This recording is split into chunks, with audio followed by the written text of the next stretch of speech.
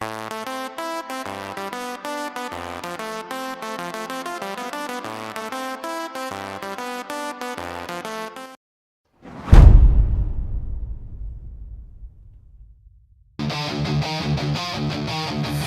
checks echo, I'm the sound of the brawl. Canvas creaks, flesh slaps, bodies rise and fall. Steel cage dreams, no escape. All pain, blood stains mixed with the sweat and the chain. Adrenaline surging my veins, spit fire. Crowd chants feeding my soul's desire. Turnbuckles tremble when my wrath collides. Glory's the belt and I'm taking the pride. Boom. The squared circle where legends collide. Boom. No mercy, just a wild ride. Boom. Lights flash, fist clash, can't resist. Boom. The squared circle digest.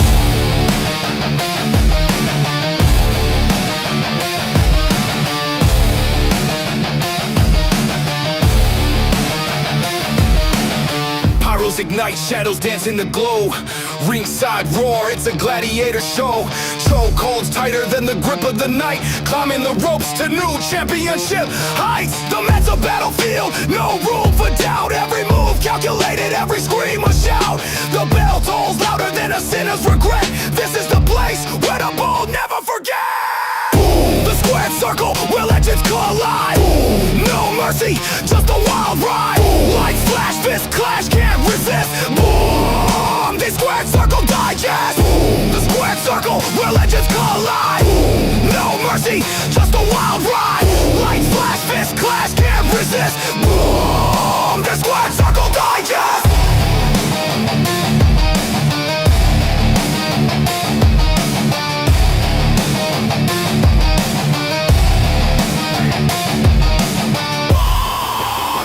Circle Digest!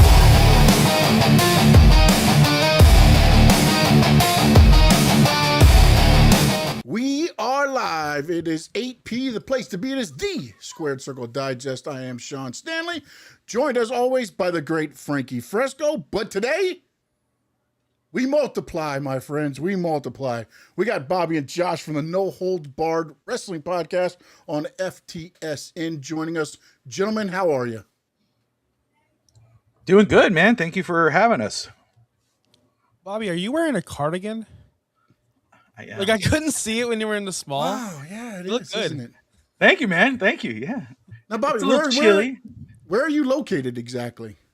I live in Franklin, Tennessee, near Nashville. It's a little chilly yeah, out today. So you're in cold. Josh, where are you? Are you down here with us? Tampa Bay. Tampa Bay. It's freezing. It was like 45 degrees today. It was pretty nippy today. I don't know. Where are you guys at? I'm in South Miami, so Cutler Bay area. So close to like Homestead area. Okay. Yeah, and I'm about 4 blocks from the stadium in Miami Gardens. So there you go. Yes. I miss going out to Miami, man. I used to be in the beer, like hardcore into like craft beer. And Jay Wakefield is a brewery out there that I used to drive to and wait in line for their beer. There's a lot of great spots out there. I miss Miami, but I don't miss the traffic. Like, I know my Tampa traffic is bad, but y'all, chill with the horns. Like, if every time I go to Miami, it's like the light just turned green. Honk, honk, honk. Chill, bro. Like, where are we going? Sometimes the light don't even turn green. They're already hitting the horn before the light turns green. They're just all the other one turned red, so they know it's coming. It's just beep, a little bit quick. But yeah, that must have been down in Wynwood, right? The beers, the area. Okay. Yeah. So when was the last time you guys have been down here in South Florida? Bobby? Me. Last time I was down there was for my stepfather's funeral. He had passed away, so we went down there. So thank you, Frankie. I appreciate it. Thank you. Way to bring it up, Frankie. Way to go. We start this show off with I had finally, gotten over it, not gotten over it, but like kind of like I'm in a better place, and you just bring me right back down. So this was kind of an attack, a personal attack that I just felt. I don't know if I want to. That was the last time was for Ralph's funeral. But I'll be back down there in February for the Dolphins Cancer Challenge, doing the 5K. So we'll be down there from February 25th, I think, to March 3rd or 4th. So I'll be back in town. Yeah, man, 100%, brother. And you, Josh? Honestly, I used to only drive down for beer and drive back up. So You guys, you have no idea. Like the resale market back in the day before COVID was pretty insane. If you got a Jay Wakefield bottle, like a double barrel bourbon, like you could sell that for a good $600. So you guys have no idea. So yeah, we used to drive down there, but that's the only reason why we would go. I haven't been to a Dolphins game since Mike Wallace was on the team because I went with Viking Dave and they played the Vikings and Mike Wallace scored 2 touchdowns to win for the Dolphins, and he also won me a fantasy football championship that week. So that's my last time in Miami. You ready to go again this season? Are you excited? New fresh start, fresh. You ready? Oh, the Dolphins? Oh Yeah, no, man. I'm gonna drive it, dude. I'm not. Listen, I'm at an age now where I'm 40. I'm not going to an NFL game, brother. Like that's a lot of walking and driving and parking, and I'll stick to the hockey games where it's only like 17,000 people instead of like 60,000. Like that's a lot of people, man. Let me tell you something. Seattle is worse than here, man. We went to a game in Seattle, and they literally have all the fans go in one area, and then the media goes in on another area. But they don't tell you that. So you go to get your credentials in one area, then you got to walk the whole stadium. They don't let you in the stadium.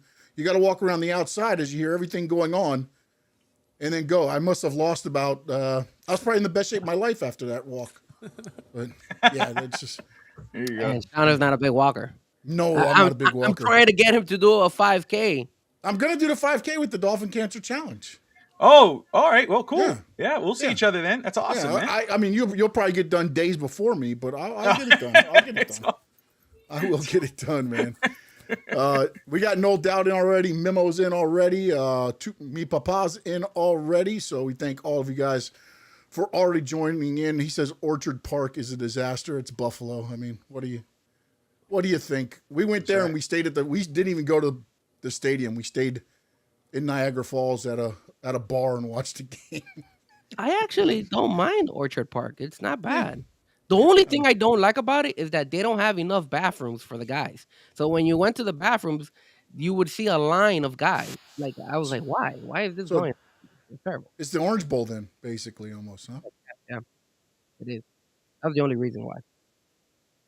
All right, guys. So let's jump into some of this wrestling talk. Do you want to start with SmackDown, or do you want to go and jump into the Raw situations? I mean, we could start with SmackDown. Why not? And then we'll work our way to Raw. So for you guys, Josh and Bob, we've done a couple shows together, so I kind of have a feel a little bit about where you stand on certain things. But Cody Rhodes, he drops the title twice on Friday. He dropped it once at 2:00, and then they replayed it again at 8:00. So he ended up losing twice. Everybody wanted to lose once. No, they put it twice.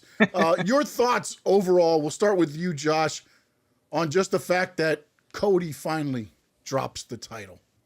Right move, or what's your thoughts? This is a good move for the company. On my other show I do with my guys Clutch and El Ginger Americano, I was like, I'm finally, because I didn't like the idea of CM Punk winning the championship on Raw. I don't like the idea of 2 babyface champions. I don't like that idea. So I've been banging the table for somebody has to lose, and I thought Braun Breaker was going to beat CM Punk. But I'm kind of turning around on the CM Punk babyface run. So that means I'm okay with the Cody loss because I don't like, again, having 2 babyface champions. And Drew deserves this, honestly. Cody, we've seen enough right now. Like, people are complaining that Rhea's in the mid-card or she's in this tag team. And let's be honest, guys, if you're on top all the time, it kind of gets dull. So Cody kind of needs to go into a different direction, and it's okay not to be the champion all the time. It's okay, you know. So I'm okay with the move. I think this is a good move, and Drew needs to be champion. Drew's going to be a great champion. I hope he holds the title for a while, at least heading into WrestleMania.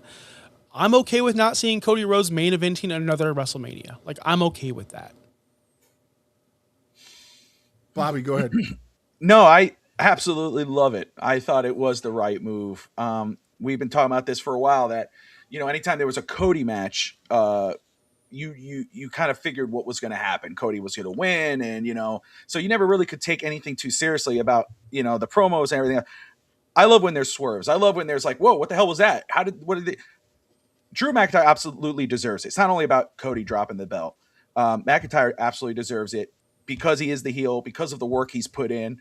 I love there was no swerve there. They take the belt away. It actually did well for 2 parts. And it was funny because Josh and I were just talking about this on our award show. We were talking about the You Can't See Me award. Josh said, which is not a good award to have. You think it's like an MVP because it's John Cena. It's not. It's the guy that, he was up here and all of a sudden he just went out of he disappeared. And Josh picked Damian Priest, and I went with Jacob Fatu, even though Fatu was injured. I said, when Fatu first started out, he was this monster. We all had high expectations. Then when he won the United States title, it's like he dropped off the face of the earth before he got hurt. He had that run with Solo, and it was lame. He was a baby face. It wasn't the same. I thought he should have stayed the monster. He should be the guy, he doesn't have to be a straight up heel with a heel group, but he could be that guy that you don't want to run in with if you're a heel or a baby face. That's what you saw when he came back. When he came in and he beats on Drew McIntyre, was kind of like, oh, here we go. This is the way Cody survives this. Cody, of course, being the ultimate babyface, get off. No, I'm one-on-one. He starts attacking. I was like, oh my gosh, yes, finally. And then Drew doing the heel move, sneaking out of the ring. I absolutely loved it. Finn Stanza on FTSN, he hated. He's like, what kind of who does that? Who sneaks out of the ring? A heel does that. Yes. That's classic wrestling. That's the perfect thing. We know how badass Drew McIntyre is. We know how strong he can be, but that's the ultimate heel to slither out of the ring. And now he's the champion. And I think it's better for Cody to kind of not take a step back because Cody's Cody, but now he can now he's on this revenge tour. Do we get a taste of heel Cody? Maybe not the whole thing, but do we get a taste of it? The chase. Now you set him up with a feud with Jacob Fatu, which is great for Jacob Fatu. And now Drew McIntyre can be the ultimate heel on SmackDown while the baby faces are trying to come after him. It's great. I loved it. Great move by WWE. Frankie. Okay, so there's a couple of things that I liked and I didn't like. So what I liked was, yes, I thought it was a good move because it created that tournament, which I think it's kind of catchy, and they could come up with a lot more storylines out of this. Matt Cardona, Trick Williams. I'm a big Trick Williams right now fan in SmackDown. Randy Orton, The Miz, all these guys. So I like that about it. Now, what I don't like is the fact that you put up Jacob Fatu. So now Jacob Fatu versus Cody has no belt in place. And yes, I know Drew McIntyre deserved it, but hey, man, he always loses. So why are we going to give him the belt? Make him lose it again. That's always been a good storyline for him in the first place. I think they should have gone ahead and kept Cody with the belt, and Jacob Fatu should have been the next person to come in line and actually win the belt from Cody. That's who I think WWE should have immediately pushed in front. Even though Drew McIntyre has put his 2 cents and he's always been a hard worker and all that stuff, but he's always getting screwed. So you know what?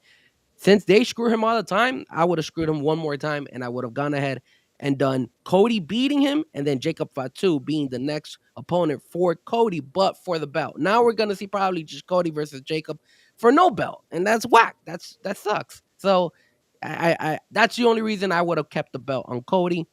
But I do like the tournament. I like the fact that they have the tournament because my boy Trick Williams is on that tournament, so I like that about that. Can I butt in? Is this that kind of show? Yeah, go ahead. Can I butt in? Yeah, go ahead, man. Butt in. That's his AEW mind thinking. Thank you. I wanted to say it. I was going to say it. Oh my goodness, I was going to say it. You want someone to come back. So you want someone to come back, make a huge impact on your television show, put him against the King Cody, and have him lose? Wait, look. Okay, hold on a second. What's the purpose of that? We did not invite you. Yes, you guys to jump against me in this show, okay? You wanted just your opinion. I did. And now you're ganging up on me. Don't get mad at me because at the end of the day, it's the truth. Cody Rhodes should have won that. We've been Cody fans all this whole time, right? Now you're going to have maybe Cody crybabies out there. And you know that Drew McIntyre's run is going to be very short-lived. You know that. They're going to make him lose that belt right around the corner. He'll probably have one defense and that's it. He'll probably lose it at Royal Rumble. I wouldn't be surprised if he loses it at Royal Rumble. To who? But to me, you see, hold on. That's okay. Trick Williams, that's baby. Okay. Trick Williams. But that's okay, right? I mean, gone are the days that when we didn't know what was going to happen, where somebody got the title of this heel, and then all of a sudden here comes another babyface out of nowhere and wins it, and it's okay.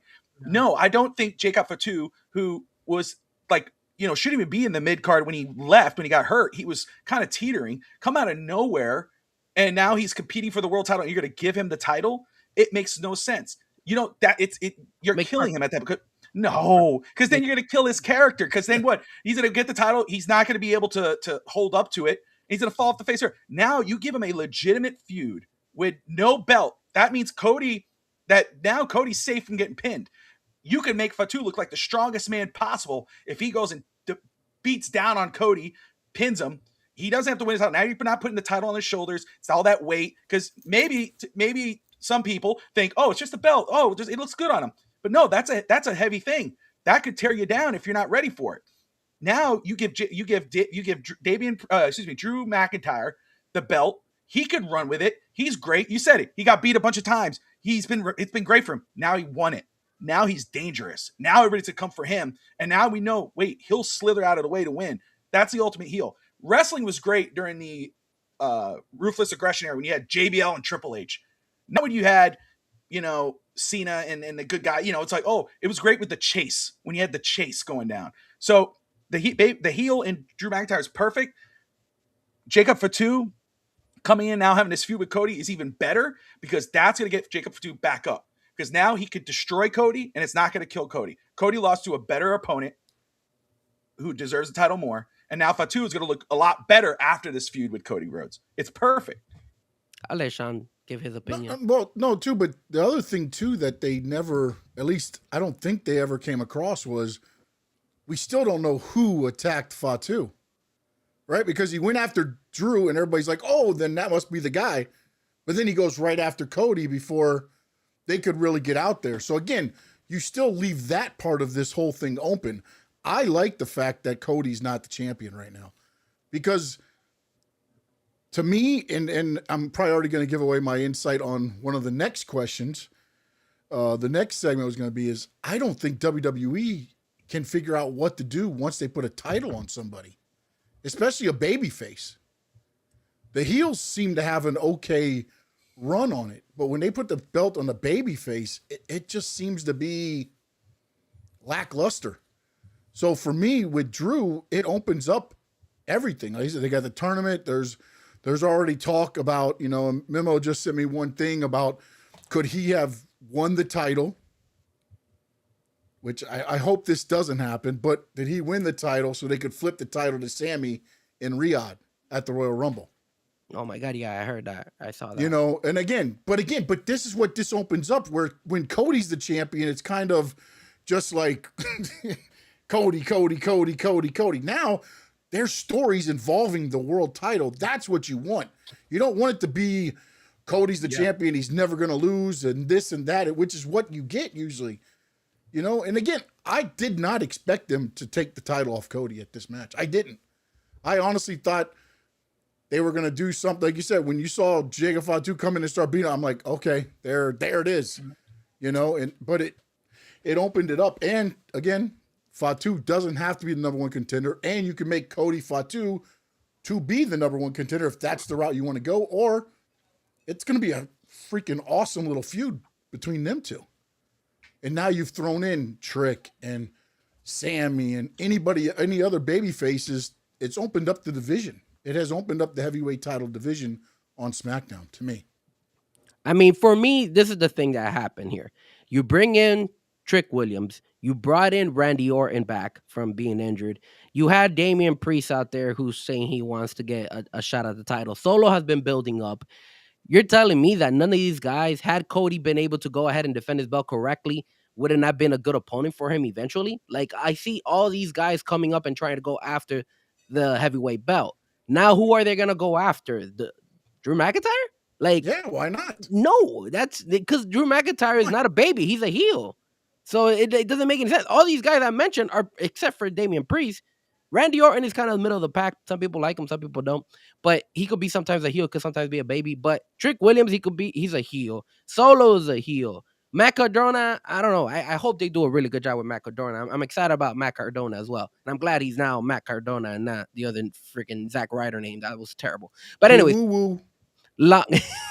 long story short, I mean, again, all you three say that, hey, it's a good job that Cody lost the belt. For me, hey, you're telling me that a baby is having a hard time holding a belt. I feel that everybody's been having a hard time them promoting the belt. The only guy who really actually had a decent run was Roman Reigns. After him, they have been clueless because even with Seth Rollins, they had a hard time trying to promote him and all that stuff. So at the end of the day, I think that's not going to fix the situation. You're going to have issues with Drew McIntyre because he's probably going to give it up very soon.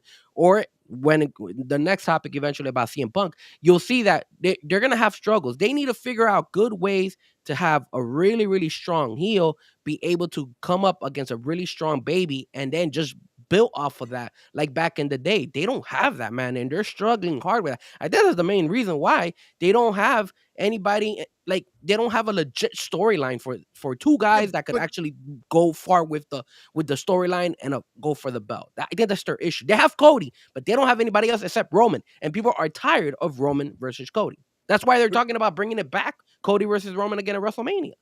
No, they said they're probably not doing that now. They dropped the title, but my thing is going back to kind of piggyback on what Bobby was saying, though, is when you looked at what the Attitude Era was, there were so many interchangeable top guys that you had a lot of stories. Now, I feel like they try to make that top so prestigious that only a few get there, whereas in the back, and we've talked about this, Frankie, on our show, and I'm sure you guys have discussed it before too, is you had Undertaker, you had Mick Foley, you had Triple H, you had The Rock, you had Stone Cold, you had, I mean, there was numerous guys that you could plug and play at the top and keep storylines going, you know, and I just feel like once Cody gets the belt, I don't know. To me, it feels like everything just kind of freezes and it doesn't feel like storylines keep moving. It feels like everything just kind of stops.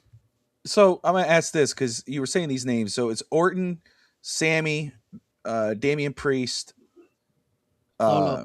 Solo. Okay, so there's the heels, and then Sammy, Matt Cardona too. Cardona, maybe babyface, right? So here's the thing. Dragunov. Yeah, that's a good one. So they're all in that tournament. That's why. Here's my thing. So when you look at this, because you're like, Trick just got there. He ain't ready. He ain't gonna win that tournament. Miz is not gonna win. Cardona, I don't see moving that fast. Solo is not gonna do it. Orton versus McIntyre. Damian Priest, McIntyre, who had a good run. Sami Zayn, McIntyre. There are stories there. Those are matches that you weren't going to see. We already saw, everybody wants to see Cody versus Randy Orton. We could see that another time. But to me, there's a lot of opportunities. It doesn't need a belt, brother. But it doesn't need a belt. He just brushed it off. We could see Cody and Randy Orton another day of the week. Yeah, another day. You wanted to see Solo, and you wanted to see Fatu and Cody for the title. Fatu wasn't ready, but Orton versus McIntyre, Damian Priest versus McIntyre. Hey, that's the AEW in him, bro. Yeah, it is. We got Bryan Danielson and Omega within like 2 weeks. SmackDown tonight. Bryan Danielson debuted. We had Omega and him like the very next night on whatever Rampage. Like, remember that? Like, it was like the next night. Yes, a never seen before match. First night on the show. Honestly, though, good call, because who would have known? Because Kenny and both were injured for the rest of their career after that. So yeah, they wouldn't have made the match. They wouldn't have had the match. Actually, you're right. But can I just say this about the whole? Maybe TK knows something everybody else doesn't. Let's get it now because it might not happen later. This Sami Zayn, it clicked in my head because SmackDown's the worst show in wrestling besides Collision. SmackDown's bad. Yeah. So you forget about these guys, but like a person like Sami Zayn who could tell top-notch stories, who can captivate an audience, mixed with Drew McIntyre who can do the same thing, like that's going to be a main event. That could be WrestleMania. Because what did Sami Zayn say before he went to SmackDown? I'm going to be a world heavyweight champion. I'm going to be a world champion. It's going to happen, people. It's going to be Sami Zayn. He's going to knock off. I know we're going to get there later, but that's going to happen this year. 100%. Like it didn't click until Sean said it. It's like, oh yeah, that's why they did this for Sammy. This is going to be an awesome moment. And Frankie, you're going to love it. Bobby's going to love it. Everyone's going to love it. It's going to be one of the top stories of 2026. 100%. He's already giving predictions for 2026, it seems like. Hey, that's going to happen later on, but still, hey, it's fine. Better. Give him up. Sorry. Give him up. Hey, when I have these ideas in my head, I just have to say them because I'll forget them. No, that's fine. That's fine. And it's funny, too, because SmackDown now is the longest show running on TV for 3 hours, which It's funny though, because now they've gone 3 hours. The last couple shows have actually been some of their been better good. shows. Yeah. That's like, whoa, wait a But minute. but okay. but the reason it worked is because they brought these guys. You feel me? So since they brought these guys, people are actually tuning in now. For all you guys that have like DirecTV and all that stuff, you could do what I do, which is I record it and then I fast forward through all that stuff, and then I just look and pick and choose what I like and what I don't like. That's why for me the 3 hour show doesn't feel like an eternity. People are saying a 3 hour show sounds really bad out there, but for me, I keep picking and choosing what I want to see. And then I'll like if I see it sucks, I'll just fast forward through it. So, but that's what I do. I don't know if you guys do the same thing. The But Fresco way. I mean, again, sometimes there's some lackluster moments in any of the shows, right? In AEW and Monday Night Raw and all that stuff. So that's the reason why I do it. But at the end of the day, it has gotten better. I like that they brought Matt Cardona. I expect Matt Cardona. Well, I don't want to give one of my predictions out. So, but I expect big things from Matt Cardona. I expect big things for Trick Williams. I want these guys to succeed. That's the new generation, right? Those are the guys that are coming in.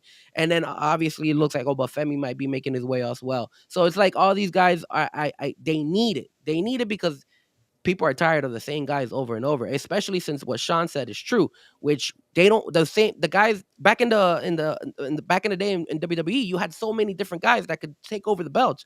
Now you don't got that. We got like a handful and that's it. So people are getting bored of it. And I think us, the hardcore fans, need this new fresh blood to come in and take over. And I like it. So I'm excited for the future.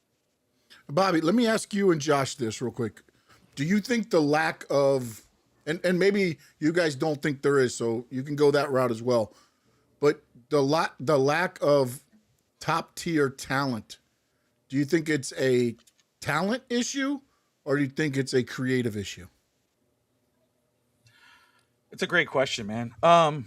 It's a talent issue, I think, for me, because, as Frankie was saying that, and I get it. It's so true. Something that it's, say this, it's like Vince McMahon said that one time, talking about the brass ring, go get the brass ring. Remember that? Back in the day, you think about the Attitude Era, they were all going for that brass ring. If Mick Foley was around today, he probably would not be anywhere near it. The only thing, the problem is, the good thing about Mick Foley compared to, the other guys, he was always striving to get better. He was putting his body on the line. He was having good matches. When you said he couldn't, he did it. There are guys that are just okay being okay. There are guys that are just, oh, you know what? I don't need to be this. I don't have to work on my character. I'm just going to do a bunch of flips and this and this and this and this and do this. And then I'm going to stop and have a 5-star match because Meltzer said so. And then I'm okay. I deserve to be in title picture, even though my character sucks. My mic work sucks. But those guys back in the day, they worked on everything. Austin was everything. They weren't perfect at everything, but they worked on everything. Nowadays, there's a lot of people that say, a lot of fans out there. Back then, there wasn't, Twitter and all this, but there's a lot of fans out there go, oh, but this guy deserves it. And that guy, and man, he's young and he could do all this, but he deserves it. Where when they are given that type of opportunity, or when they're put in that spotlight, they fall apart because they weren't ready. We're trying to rush them to the top. It's like, oh, I'm sick of John Cena. I'm sick of Roman Reigns. I'm sick of Cody Rhodes. I'm sick of this guy. I'm sick of Hogan. I'm sick of this one. I'm sick of this guy. You can be sick of them all. I'm sick of seeing Goldberg. Sure. Yeah, we want to see new stars come up. But guess what? Every time that Goldberg comes through the ring, you hear that music, the arena pops. Every time, in Ruthless Aggression, even though we had John Cena, Batista, and all the guys, when you heard Hulkamania's music hit, the arena popped. That's staying power. Those are guys that stand, woo, woo, woo. Oh, Matt Cardona's music. Oh, dude, I saw him on the internet. That's the difference. It's when the ball is given to you, what are those guys going to do with it? There's a lot of guys that, WWE or whatever, they say, hey, man, here's the ball, run with it. And they totally flatline. Who started like that was Damian Priest. I love that Priest won the title. I was excited for him. I'm still a big fan of Priest. But when he started out, Josh and I was honest about it. I was like, I don't feel it. It's just, there's no growth at it. And then after a while, you started seeing he got better on the mic. He started, it started becoming like a mega. The fans were cheering him on like they did in Puerto Rico when he faced Bad Bunny. It was really cool. And of course, he dropped it, and then he kind of flatlined again. And now he's been having some good matches. So I do believe it's a talent issue, because if creative has done it before, where they've taken the risk to give these guys the spotlight, they can't handle it, or the fans just don't catch on to it as much as the internet fans want to. The IWC, the ones that matter that are buying tickets, when they show up, those guys don't care. Fans don't care. If you really, wrestlers have to make them care, and it's not just in the ring. You got to make them care about your character. You got to put in that extra work. There's a lot of guys that don't do that anymore, like they do back in the day. Josh, option C, it's our era. Okay. True. It's our era. That's fair. Bobby said it himself. We're tired of this person. We're on to the next. I'm tired of Bianca Belair. I'm on to the next. I'm tired of this person. On to the next. How can someone stay hot when you're constantly getting rejected by the shortest attention span of all time in 2026? We're the TikTok society. It's all we care about is what's next, what's next. How can these people get over when the fans don't want them to get over? And then when they do get over, we want them to go away. We want them to go away. It's like, how can they succeed in this society, in this state of wrestling? But they do. Some do, of course. They're superstars. I think that there's talent all over this roster. But again, who are the top heels in wrestling today? Like, who would you just think, right? MJF, Gunther. Why? Because they push the envelope a little bit. Mm-hmm. They do things that other people aren't allowed to do. Why is CM Punk so over? He pushes the envelope. He's allowed to. The restrictions on these wrestlers, these performers these days is ridiculous. Yeah. And sometimes on the other company, like I'm not calling them out for it, but they go overboard too much. And then now they're too inside. And then it goes over the joke. The joke goes over the fan's head. And it's hard to get into that character. So it's like there needs to be wiggle room. And I know that TKO and WWE is like a publicly traded company. And Gunther can't just come out and say, made him tap like a little bitch 100 times. But that's why he's over right now, because he's pushing the envelope. So that's one of the even the mid-card guys back in the Attitude Era were doing stuff that obviously would pop a crowd, and they just can't. It's hard to go out there in this era and get over by just doing this with your hands, but Jey Uso did it. That was it. Yep. Congrats. Like, that's awesome. Like, he did it, because Stone Cold, what was his gimmick? Right? That's it. That's a huge pop, brother. What was Taker's gimmick? Like, killing people? Like, it's and that's what wrestling fans want, really, in their wrestling show. Yeah, you're right. It is a little bit of I mean, wow. Now that I think about it, it's like, because I think about back what you were just saying about the Attitude Era. Think about this. Val Venus was over. They had a group called Kai and Tai, where the guy was like, "I chop off your pee-pee," and they had a saw. I mean, little stupid shit like that was over, but that was the mid card. Yeah. I don't even know if that was actually technically mid-card. That might have even been below mid-card there. But that was, the whole show was like, you had those guys everywhere. And for me, I really do, like, now the more I think about this is, I think there's too much. And the funny thing is, I like that show, Unreal. I do. I like the behind-the-scenes stuff. But I also now feel the social media and everything hurts today's product. Meaning, and Gunther's one of the ones that actually stays in character most of the time. Even in podcasts, he'll be real, and give flowers to people here and there. But he still's pretty much a little bit of a dick to when he answers questions or things like that.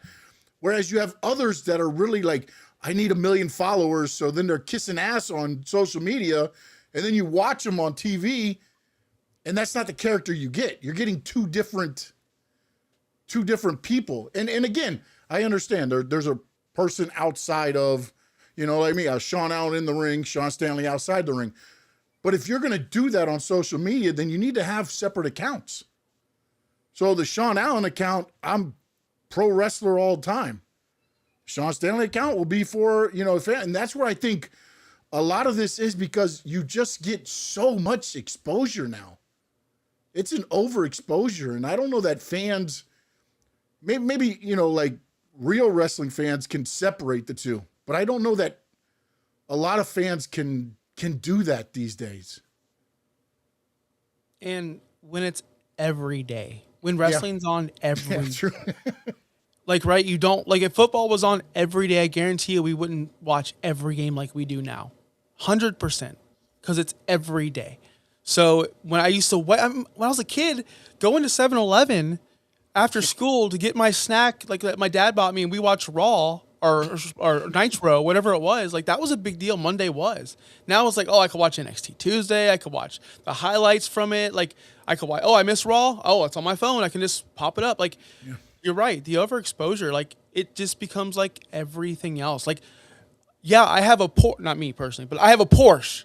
Yeah, right. we I have know a you Porsche. do, Josh. We know you do. And then, but in 4 weeks or 5 weeks or however long it takes, it's just my car. Yeah, That's the way entertainment is these days, really. Yeah. Wow, man. Yeah. It's now that I think about it, like when I put it out there, I was thinking like it was going to be either a talent or a creative, but I'm really now leaning more toward it's just life now. That's just what the way we consume everything. I mean, to be honest, like even watching like college football because the Canes are in it and they're going to win the national championship, Frankie. But God. You know, I follow that live. You know what I'm saying? But like the NFL playoffs, I didn't necessarily watch every game. I just went back and watched the parts that I wanted to in a way. You know what I'm saying? Like, and that's what you're talking about. Like with Frankie, what he was saying was I just record it and I watch what I want and I just fast forward through whatever. And that's kind of how people watch wrestling now. So how do you? The one thing I always talk about is you have to get the fans to emotionally invest in the product, to emotionally invest in the character. But if you're watching it that way these days, how the hell do you get an emotionally development toward anything? Like for me, I grew up on the Four Horsemen always kicking the shit out of Dusty Rhodes. So y'all, I love me some Dusty Rhodes.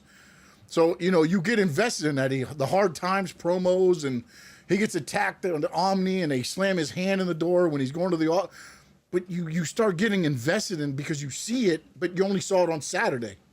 I didn't see it Monday, Tuesday, Friday, and then you're replaying stuff that happened on Monday, on Tuesday, then again on Friday. And it's... And in between that, you see a picture of Dusty Rhodes in the backstage pointing to whoever, like, "Oh, brother," you know, like that. And then they go to a commercial break, and it's them with doing the commercial. It's just nonstop, man. It's nonstop. Yeah, it's just a different product these days, and that's just for like literally every single television show, movie, everything. Everything has changed because of the 2026. That's where we are. Clips. We're a clip society. Everything's in clips. That just changed my whole predictions of 2026 now. I got to redo my whole paper right now. I'm going to be redoing that right now in a minute. And then let's just go into right now the CM Punk title reign. What's your grade so far on that? Frankie, go ahead. Man, it's so lackluster, bro. It's so bad. Like, I think they have... I don't know what they're doing with CM Punk. It just seems so crappy right now. The whole Braun Breaker thing. I honestly, and you guys know I'm a CM Punk fan. I mentioned it before. He should have lost to Braun Breaker. Like that one. Like it's funny. I disagree with you guys. I feel like Cody should still have the belt, but I feel CM Punk should have lost the belt. And I'm not a Cody lover. I am a CM Punk. That's who I like. And it just feels so bad right now, and it's annoying and it's frustrating because. I'm not gonna lie to you, I have the tendency to kind of compare now what he's doing to what he was doing in AEW. And I felt like in his AEW tenure, he was doing a lot better. He was wrestling, he was giving time for more talent and everything. And now it's kind of like you're getting like a half-ass CM Punk, and then, you know, he still finds a way to win, but you know, it's not. I don't like it. I don't like it. I you know, I hope he loses. I mean, and I'm a CM Punk fan. I hope he loses the belt. He needs to lose the belt to somebody. So they need to do something quick about it because I'm getting tired of it. And I don't want it to be Seth Rollins. Like, I don't want to see Seth Rollins win the belt either. So it's like those type of things I don't like. But yeah, that's how I feel about the CM Punk run. I lackluster right now. Pretty bad.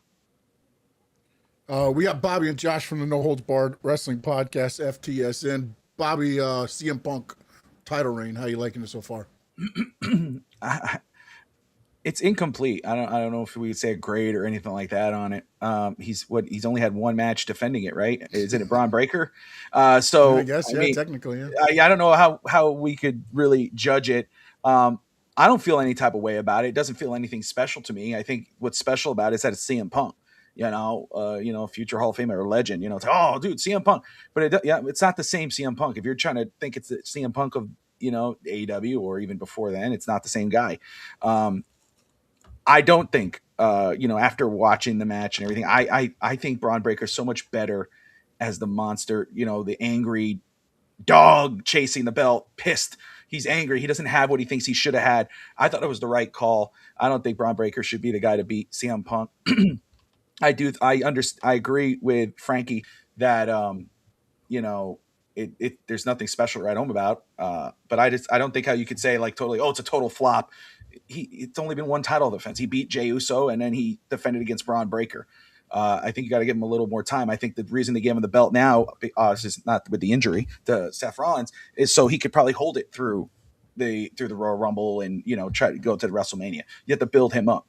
He's a main attraction. Breaker is not right now. And I think Breaker is a lot better. I love what I saw from Breaker on Monday night, or Monday, whenever I was seeing him, as angry coming after Alec Pierce and, and all those other, like, that's really cool. I prefer that compared to the champion. He'd be cocky with the black tuxedo or whatever, sitting there in the ring. That's not Braun Breaker. That's not what he's great at. He's not that type of heel. We want to see the angry guy that you don't want to touch, that you don't want him in the ring, who speared, this guy and kills this guy and is going after the GM. That's Braun Breaker. That's what makes you fear him, who maybe he becomes so scary that when he's in the Rumble, you believe he's going to win it. I think it's better. You have more matches, as Josh would say, okay, Breaker wins the title. Where do you go from here? Who's he going against? With CM Punk, you have Braun Breaker. You have Bronson Reed. You have Gunther right now. There's so many other options compared to Breaker and someone else. Punk, it's not nothing special right now, but again, I think it's incomplete. I don't think we should be able to judge it too fast. Can I jump for just a quick second? No, you can't. Josh, go ahead.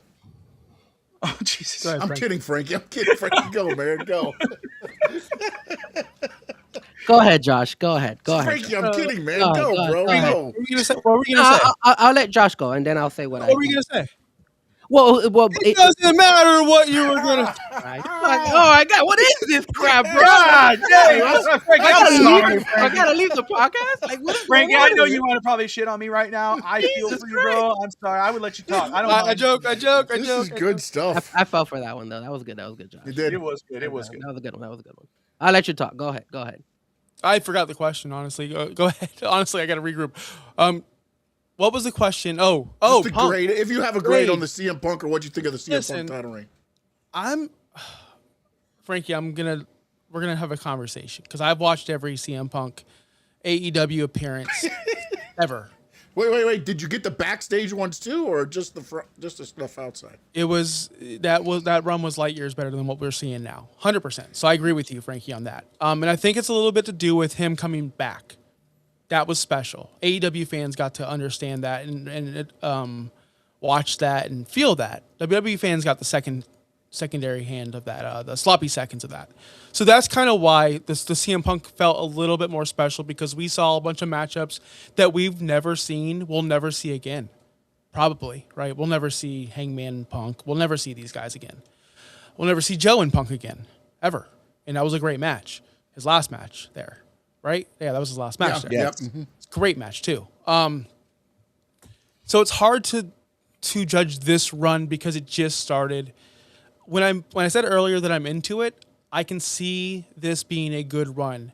It's gonna start with Finn Balor, which I hate. I hate this open challenge. I'm a fighting champion. So everyone does it these days. That's the way to book baby faces. I'm a fighting champion. I want you at your best. I want you at your best. So you better bring it. Like every baby face says that, and it's so lame.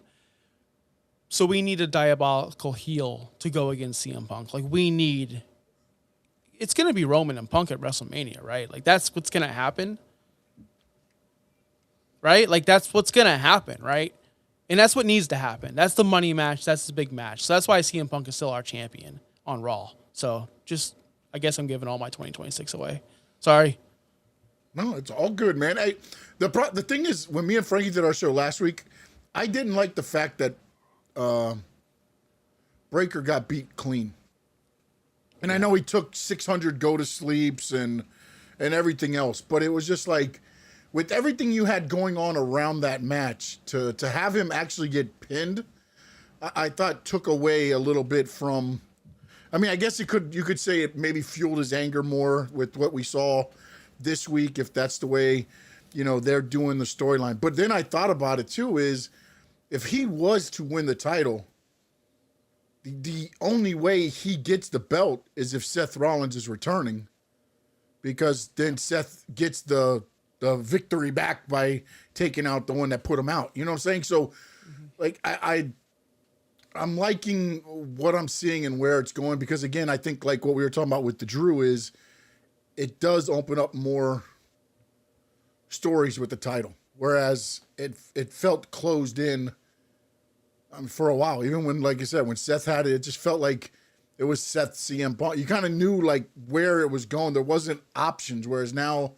it feels like there's options. And I agree with you, Josh, 100%. I look, the open challenge is for the U.S. title, for the Intercontinental title, not for your heavyweight title. The heavyweight title shot should be earned.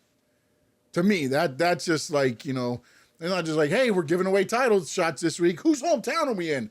Finn Balor, step on up. Who we at next week? I mean, every time we go to a hometown, they're going to get a shot at the title or something. So, but yeah, I mean, I guess like it is incomplete because we're going to see where it goes. But I just have a tough problem every time WWE puts a title on somebody, the heavyweight title. It just seems to like get stuck in the mud. Yeah. I mean, look, man. And shout out to Tony. What's up, Tony, for stopping by. And I did see your comment as well. La Yesca, always representing Mr. Iguana. Oh, so right Jesus there as Christ, well. this guy. So shout out to both of those guys out there. The only guy that can be in the chat and on the show at the same time.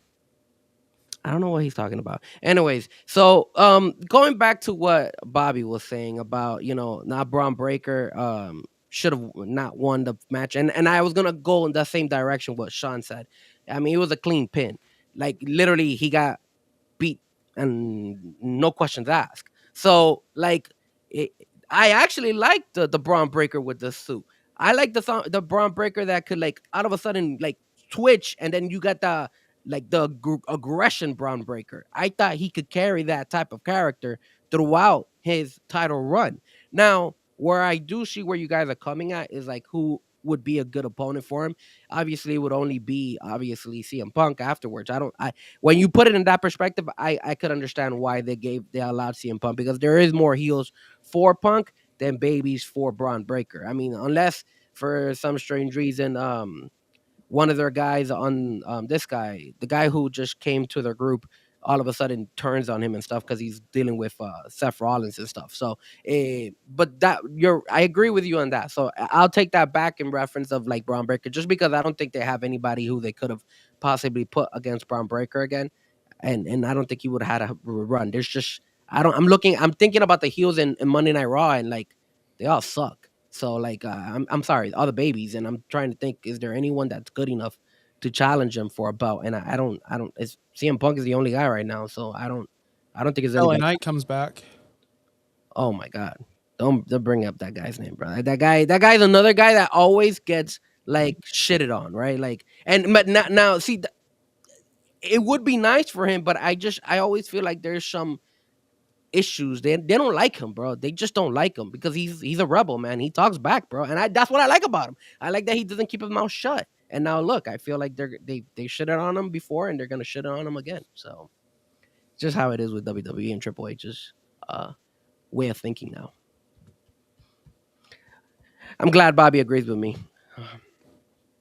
Oh, jeez. No comment. It's all good. All right. Speaking of shit, let's talk a little bit of AEW.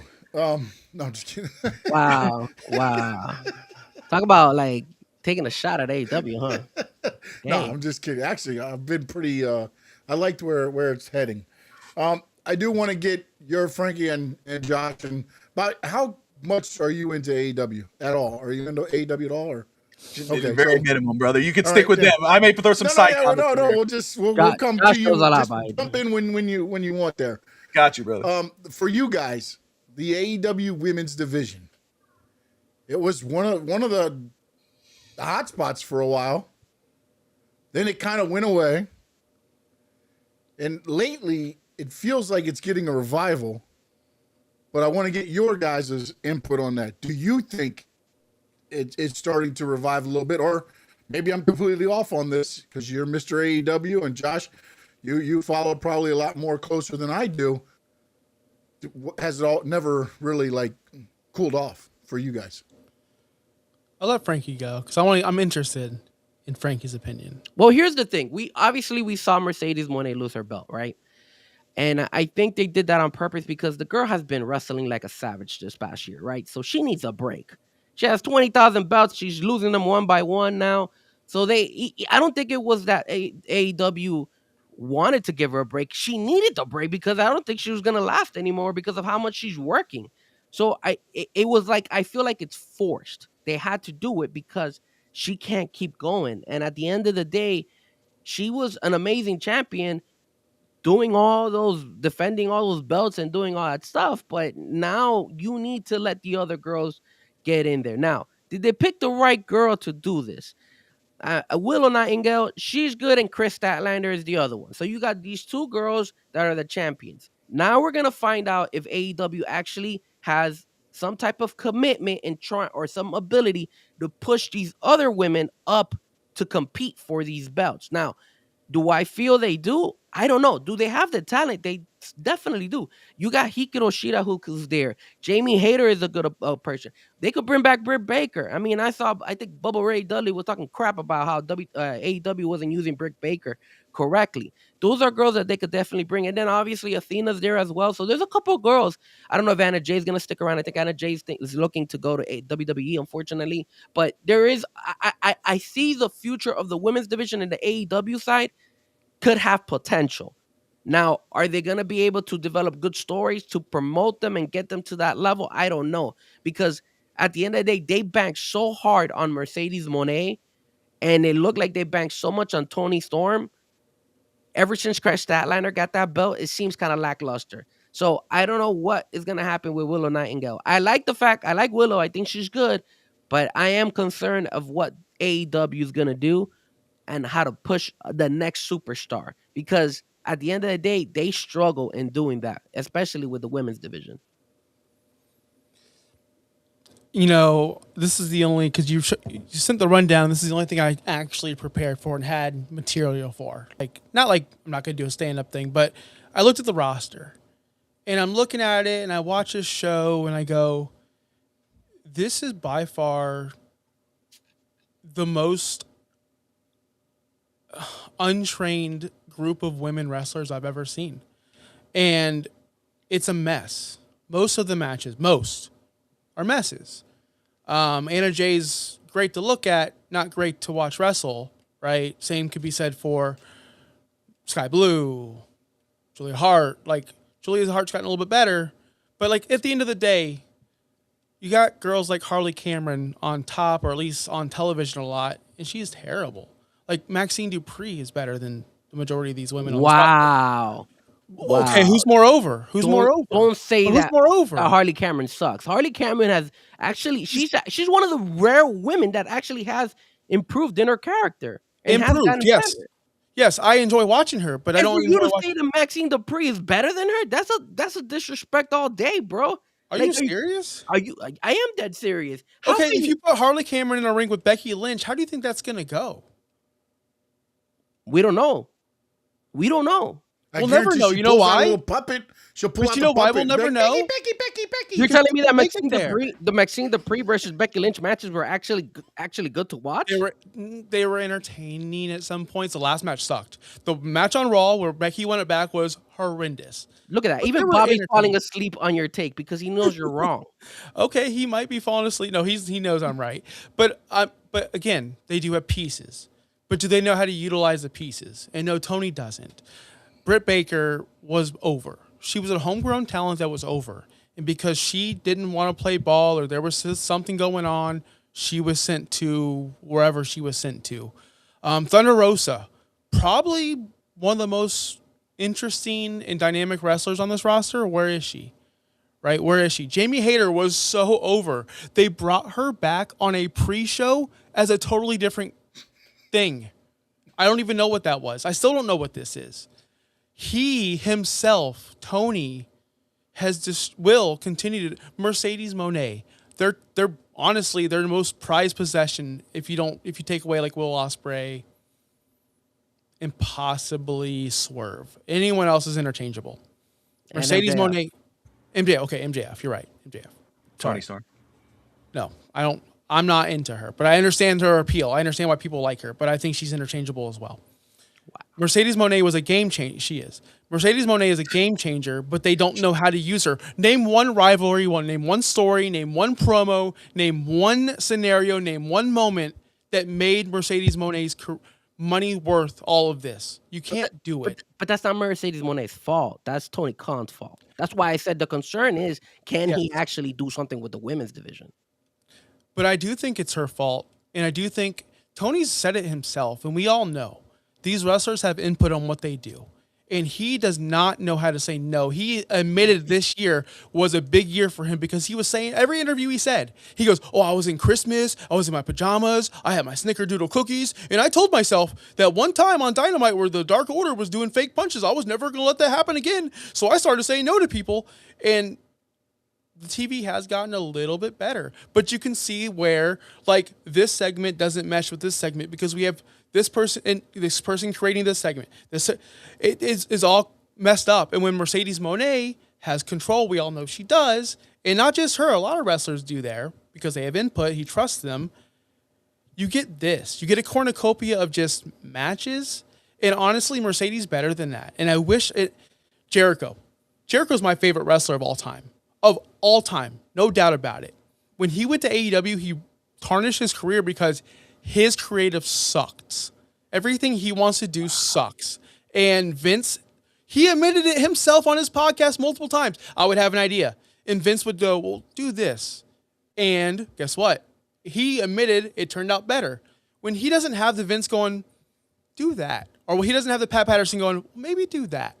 When you have Tony Khan going, yeah, Chris. That's a great idea. And you get shit like New York Minute. You get shit like the Jericho Appreciation Society. You get shit like a Mimosa match. You get shit like fucking Chris Jericho and AEW. That's what you get. And unfortunately, a lot of these women that have talent, like Mercedes Moné, she just wants to wrestle matches, brother. Like that's cool. That's good on her. That's why she went there. She had an opportunity to go back to WWE, but she just wanted to wrestle matches. Someone like Ricochet, who can't get over ever. He'll never be world champion. He just wants to put on banger matches. That's why these people go there. And to go back to the women's division, you look at these top stars. You had Saraya, flopped. You have Thunder Rosa, who got over, flopped. Toni Storm, she's over. She is. I'm going to admit it. She's over. You had Mariah May, over, flopped. Mercedes, flop. All these women, Ruby Soho, game changer, flopped. Name one woman that came over there besides Toni Storm. Megan Bayne, flop. Athena, world champion of ROH, a fake promotion. Guess what? I'm world champion of JOH, just Ring of Honor bullshit on my WWE 2K. Yes, I love it. Yeah, I am. But my point is, they have the Chris Statlander. She is phenomenal. If she was in with producers and people to teach her how to actually work, if she was where, say it. TNA. You guys understand, but the talent's there, guys. Like, they have a good core. It's just they don't have a good leader, and that's it. Like, they have it. It's just, what do they do with it? And that's the problem. That's always been the problem with the men and women's division. Because Jamie Hayter, man, when she was over, dude, you know, Frankie, when she was over, dude, she should have turned on Britt when they had the chance, and they didn't pull the trigger. Same thing with Daniel Garcia. If he would have pulled the trigger and got away from Jericho, he would be somewhere else right now on that card. But he's not. He got stuck in the Jericho vortex. Because you know why? Because go look. If you guys want to go, talk is Jericho. He freaking admitted it. He wanted to go to the BCC, but Jericho said no. Jericho made that call because that was bad for business. Daniel Garcia, his career is struggling now because of that decision. And it's because Tony allows this. CM Punk would be there right now. Tony allowed that to happen. It's true. Cody would be there right now. Bobby, talk. Tony allowed that to happen. Go ahead, Bobby. I don't want to hear glass. any more, Josh. Real glass, damn it. Real glass. But I love Sky Blue. Whoever that is in chat, I love Sky Blue. Her matches are the best. 5-star. I probably only know 3 of the people you guys were talking about.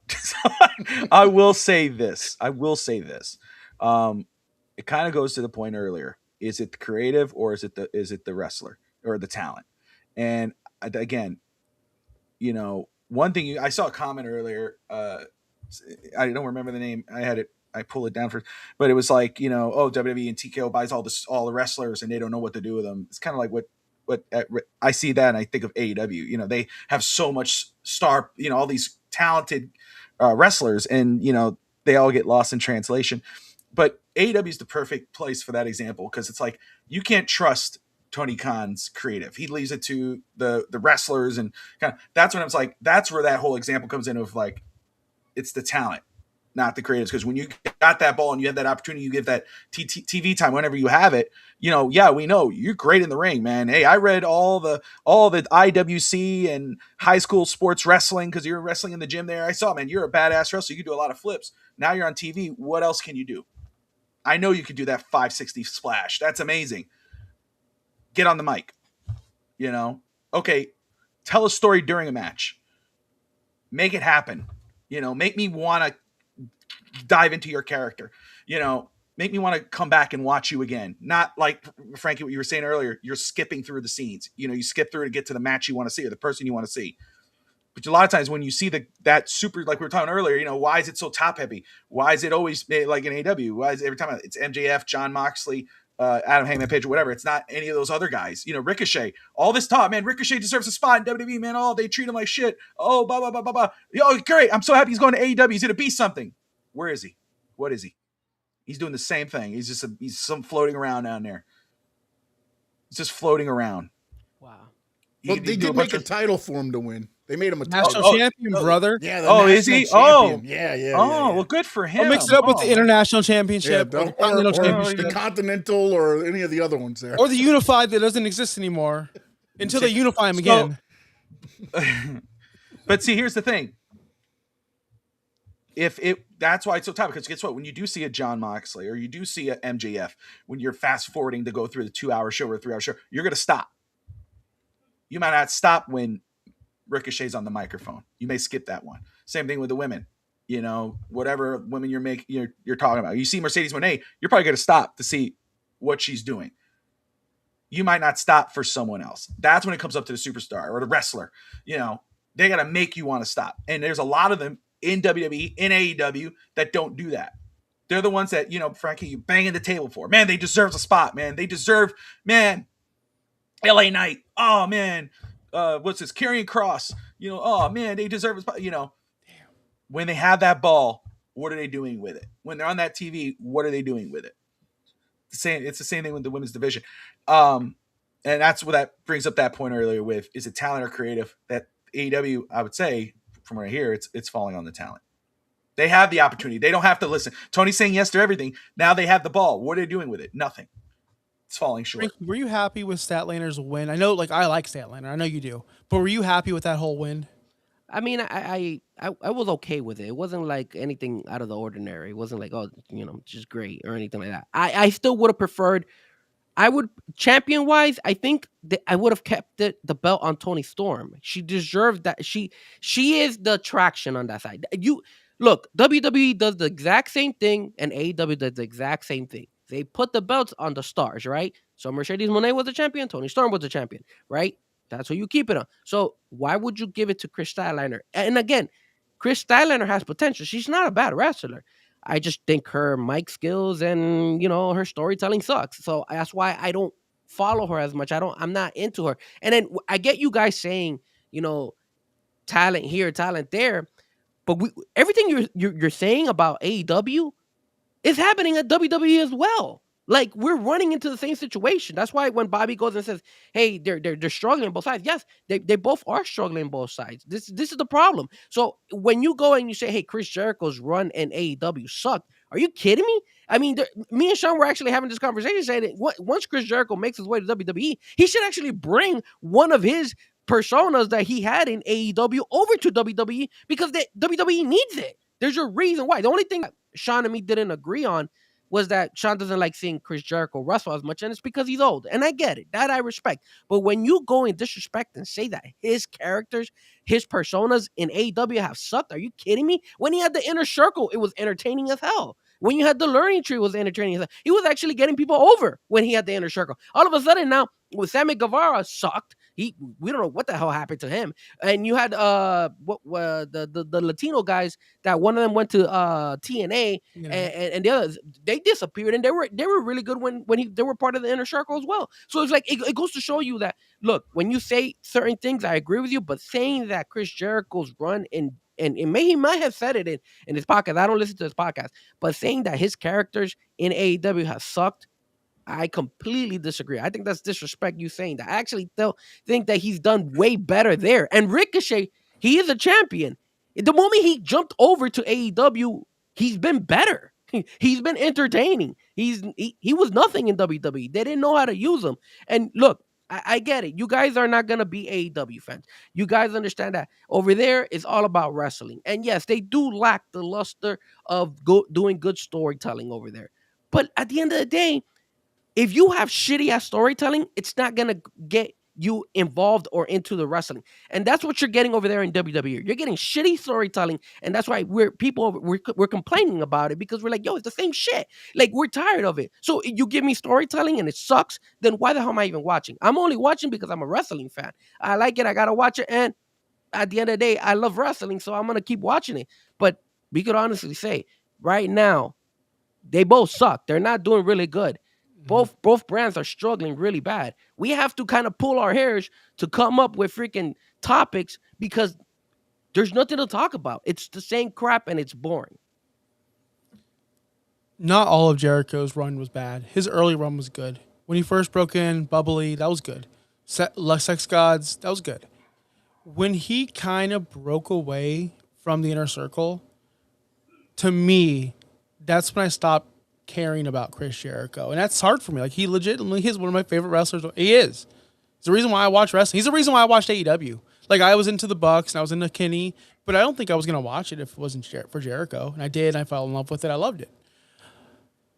But man, you say that he elevated all these people. Elevation means they're better off when he's gone. And you just said it. Where are these people? They're not good. But they're not anywhere. That's because Tony has not gone ahead and taken it. You need a little bit of both. You need a little bit of the talent from the wrestler, and then you need a little bit of talent. You need a good person directing the talent, making sure that you could push them. You could say, look at Jey Uso. Jey Uso, they pushed him. They gave him that push, but yet it failed. So all of a sudden now he's back to the back, because they noticed that, like, hey, this guy, he's not hacking it on his own. You don't see that from Tony Khan. Tony Khan is like, okay, yeah, he got the push, and then Tony Khan doesn't do anything about it. He just books him again to just wrestle. So I'm not going to go ahead and blame the talent, and I'm not going to blame Chris Jericho, because he did give him that push. They should be stars by now, but they just didn't do it. And in that case, it falls on Tony Khan, in my opinion. That's where he struggles. No. Where I feel that Bobby says it is that he does listen too much to the wrestler, and he goes with the wrestler instead of putting his 2 cents and saying, hey, look, hold on a second, guys. I like this, but let's switch it up and do this. Let's switch it up and do that. Because sometimes the ideas that the wrestlers come are not always great. Sometimes they pan out, sometimes they don't. It doesn't. Toni Storm's character panned out. She brought that into the story. She said, hey, this is going to work, and it has. But then after that, then you got like a Sammy Guevara, or you got one of the other guys that they bring out of AAA wrestling and stuff like that, like the Mascara guys and all that stuff, that they just, like, there's no stories for them, and you're like, who are these guys? Like, why Bandito and stuff? You're like, Bandito versus MJF. Right? Is that what's happening? Yeah, Wednesday. Yeah. And that's where Tony Khan struggles. I think part of it is complacency by the talent. They're getting paid. This is the one thing that and again, on the talent side, it's awesome. Tony Khan doesn't fire anybody. He lets your contract expire and you go on your way. So they know, if I'm on TV or not, I'm going to get paid until my contract expires. Why do I need to get back to TV? I'm going to make the same amount of money if I work or not. Why do I need to do anything? They become complacent. Whereas in the WWE and TKO, your ass is on the chopping block almost every week now. That's a good point. I feel like, I've always said this, but I feel like more than ever in 2026, like, we got to stop the comparison of the two companies. Yeah, agree. Because it's honestly like the NFL versus like USL. Like, Honestly, it is. It's like semi-pro versus pro. Although they do have pros over there in AEW, but it is for viewership and attendance. Like it's light years ahead. Yeah, I'll So never maybe this is a fact. compare those. Never compare those. But you can compare them to TNA, and we're gonna see that soon, because they're getting on TV soon, and I'm actually excited to see that. Thursday, actually. Wednesday's Dynamite. Thursday is TNA live. That's gonna be cool, and I'm gonna tune in. You know, I'll be, and it's gonna hit. It's gonna pop a number, and but it's gonna go down. Can I tell you something though? Yeah. WWE is going to make sure TNA beats Dynamite every week. They are sending AJ Styles over for the opening week to make sure he's on there for the debut on the show's opening night on AMC. Yeah, well, they're going to pop a number for that for sure. Like, there's no doubt. But we'll see how they hold, because let's be honest, man. Like, AJ Styles is cool, and we all love AJ Styles, but at this moment in 2026, like, he's not bigger than some of the talent on AEW. Like, he's just not. And that's just me saying. He's not. I don't think he's bigger than someone like an Okada. He gives out international audiences, and people do respect him. Like, he's not bigger than Ospreay right now. Ospreay demands people. Like, Ospreay's over, dude. But he's on television right now. But that being said, I can't wait to watch the TNA debut. Bobby, are you gonna watch it as well? We got to talk about this on Saturday. Yeah, we got to talk about it. Yeah, well, I want to watch it. My thing is, do we know if AJ's wrestling or not? Because if you really want to draw him in. Yeah, my understanding is he's just making an appearance. I don't know if he's going to actually wrestle or set up for anything else. I don't know. That would be the big thing. You really want people to go in. You say AJ's going to wrestle for the first time in how many years in TNA? You know, that would draw them in. So, But I can see that switch going back and forth. Them sending not just NXT guys now, but main roster guys over to help out with the number on TNA. But the only thing I question that I would have too, and again, when you look at the ratings, where the ratings are, AMC, how many households they go into, I'm guessing AMC's on the same line as TNT and TBS, right? As far as homes going into? Most likely, yeah. Because I don't get AMC. I got it on my other box, but on the Hulu, you don't get AMC. It's not a channel that you get. I got it on my cable, but I'm still a cable guy. I'm a cable guy too. Yeah, you're a cable guy. Yeah, I still got that. I'm an app guy. I'll find it. I'm an app. No, yeah. Yeah, well, I'm excited, honestly, and I'm not gonna on the AEW anymore on this podcast or the show, because I do love AEW. The reason why I criticize it, Frankie. Well, you fooled me, brother. No, it's because right? I am cutting that piece off and just putting that up as the podcast. That's right. AEW slander. Go after him, guys. Go get him. Honestly, how many times can you guys say, which is probably never, that you've watched every show from a company? I didn't watch every show, but I've been there for every big feud, every single champion. Like, I can probably give the lineage of the championship. Like, that's pretty cool. And I was invested since day one. And I was invested since before day one, because I watched every episode of Being the Elite. Literally. Up until the debut of AEW. Like, I was one of those sickos. I was in.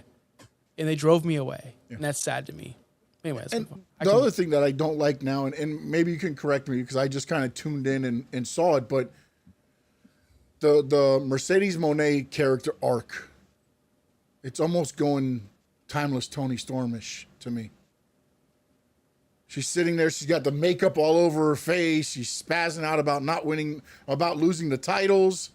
And it's starting to feel like they're just going to try to, I don't know, I guess ride back on that. But the reason right now Timeless isn't working is because there's no antagonist. There's no Mariah May. There's no, like, that character only works because it's like a movie. You got to have the good guy and you got to have the bad guy. And if there's no bad guy, the good guy's just going to flounder. And that's what you're seeing now. Yep. You know who plays a great bad guy? If she's in Winter Haven, I can just I can see her if I can book DMD if I want to. She needs to come back, man. Put the childish stuff, get the business, like, make money, because Britt Baker, if she returned, we've been craving to see good promos, and she can cut a damn good promo. Whenever she needs to come back, like whatever drama they got going on. With the last time we saw her, what did she say, Frankie? Nobody cares. Nobody cares. When Serena Deeb came out, and that was the last time we saw Britt Baker. We miss her. And they totally flopped that Mercedes feud too. That could have been. Well, the thing about Toni Storm is they could have somebody like, they're pushing Tekla, And Tekla's not bad. She has potential. Marina Shafir is good. I think Marina Shafir has actually been getting better. So like the only thing is that she doesn't wrestle as much, and there's not that much.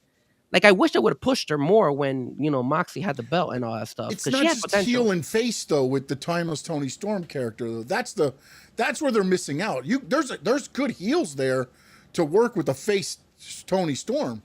The problem is the reason that worked so well was because it felt like a movie. It felt the entertainment part of Mariah May and Tony Storm, where they were, she was the tutelage, and then she turned on her, and then she was her arch enemy, and then at the end they get the, the grand opening, the finale when Mariah May was leaving. Like they should have maybe had somebody building up with Mariah May, so when Mariah May got killed off in the fantastic ending, then that person could have took over to take on Tony Storm, because it's not just heel face with Tony Storm character. Look, they could resolve this very, very easy. All they gotta do, and I know you're saying it's not heel versus baby, but in this particular case, it will work perfectly. Just make sure Kawa, the Asian chick, turn on her, and that's it. There's so much background between those two girls. Just make her a bad person, and there you go. You got a rivalry again, similar to Mariah May and what Tony Storm had. It's the same thing. Mina Sharakawa would be the perfect person. You turn her into a heel, and she betrays Tony Storm because they've been together all this time. So just do it that way, and there you go. You have the same thing. It's not like you can't do it. That's what I'm telling you. Like when you start thinking about this stuff, like I don't know why Tony Khan doesn't go ahead and like come up with this stuff and just use it and try it out. You're not gonna lose fans if you try something out. The problem is what all of us have all been saying. Tony Khan just says, okay, yeah, you want to wrestle, there you go. Here, just wrestle. Have a nice day. And that's why AEW for a lot of people it sucks, because they don't have good storytelling, and he's a yes man. He just basically says yes. He's a Mike McDaniel, bro. It's a Mike McDaniel. That's what he is. All right, we got another WWE topic I wanted to discuss, but we went a little long on. Yeah. We went longer on the AEW talk than I thought we would, but I didn't realize Josh and Frankie were so smitten with AEW that the conversation went so long. But the WWE Tag Team division, I want to get your guys' insight on that. As far as now, the Usos are now the Raw Tag Team champions. I believe the Wyatt Six are still the SmackDown champions, although they've been a lot longer than I thought. I thought right after Halloween Horror Nights they would lose that. But they somehow keep on with the titles. For you guys, I'm going to say my piece first, and then I'll send it over to you guys.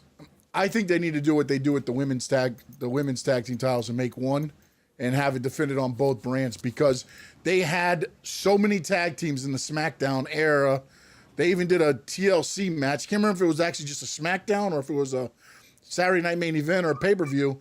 You had 6 or 7 tag teams, a little too much for the match, but in a TLC match, and then all of a sudden, one by one, those tag teams fall off just like out of nowhere. The Street Profits are gone. Ciampa's gone now. You're watching, I don't know what happens with the what's the crew? The Spanish crew. Phantasmo, whatever the heck they are. They're in and out every couple months. They go on hiatus. I don't know. And then you go over to Raw, and you've got the Usos now as the champions. You got New Day, and then you just kind of throw together tag teams. So for me, I don't like using the unification word, but I think it's time to do that, and then just build a tag team division as much as you can, because right now to me it's garbage. It's garbage when I look at the tag team division in WWE compared to, again, what they've had in the past. It just feels to me like when you got to bring the Usos back together because you can't figure out what to do with them and give them the titles, I think that speaks volumes for itself. Bobby, we'll start with you on that. Your thoughts on the tag team division. Took the words right out of my mouth, man. That's exactly what I was going to say. Was I think they should eliminate one of the belts and make, and probably the belt on SmackDown, and maybe let the Usos be the sole champions, and then just build up that division on both brands or all 3 brands. And that way we get to see possibly some quote unquote dream matches. You know, you get to see an NXT tag team against a WWE tag team. I think that would be the best foot forward. I know Josh has a lot of opinions on this because he's shared them vocally in the past in regard to the tag team division. But I think the right move was, again, to put the belts on the Usos to get people caring about that division. I know Frankie was talking about earlier, bringing up Jey Uso. They put the belt and he failed. I don't think that was the case. I think, especially in-house, when you look at him live in arenas, fans are still going crazy. They're still singing his music. He's still a megastar. He was in that world title match with CM Punk. He hasn't died out. He did his job. He won the belt. The fans loved him in-house. Internet crowd hated him for as much as they did. But he did his job. He didn't need the belt forever. He dropped it.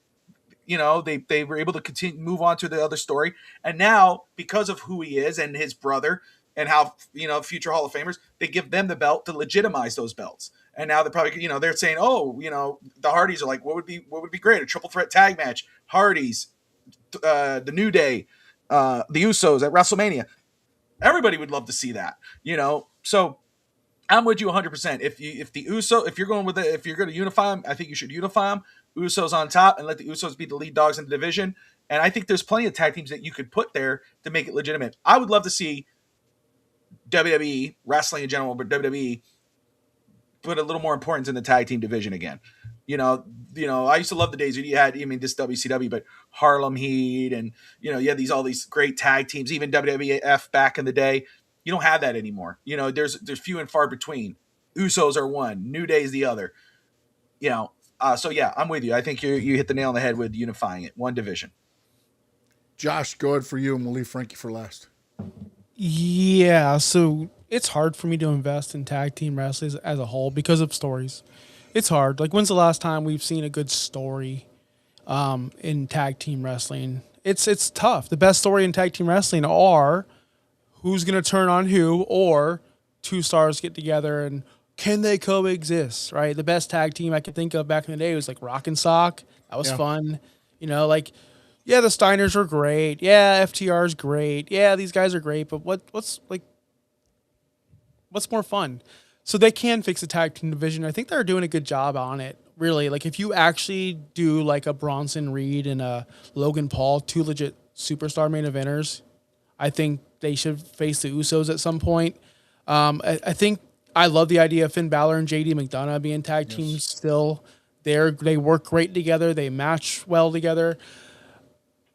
Penta and his brother, Ray Phoenix, yes, thank you for saving me there.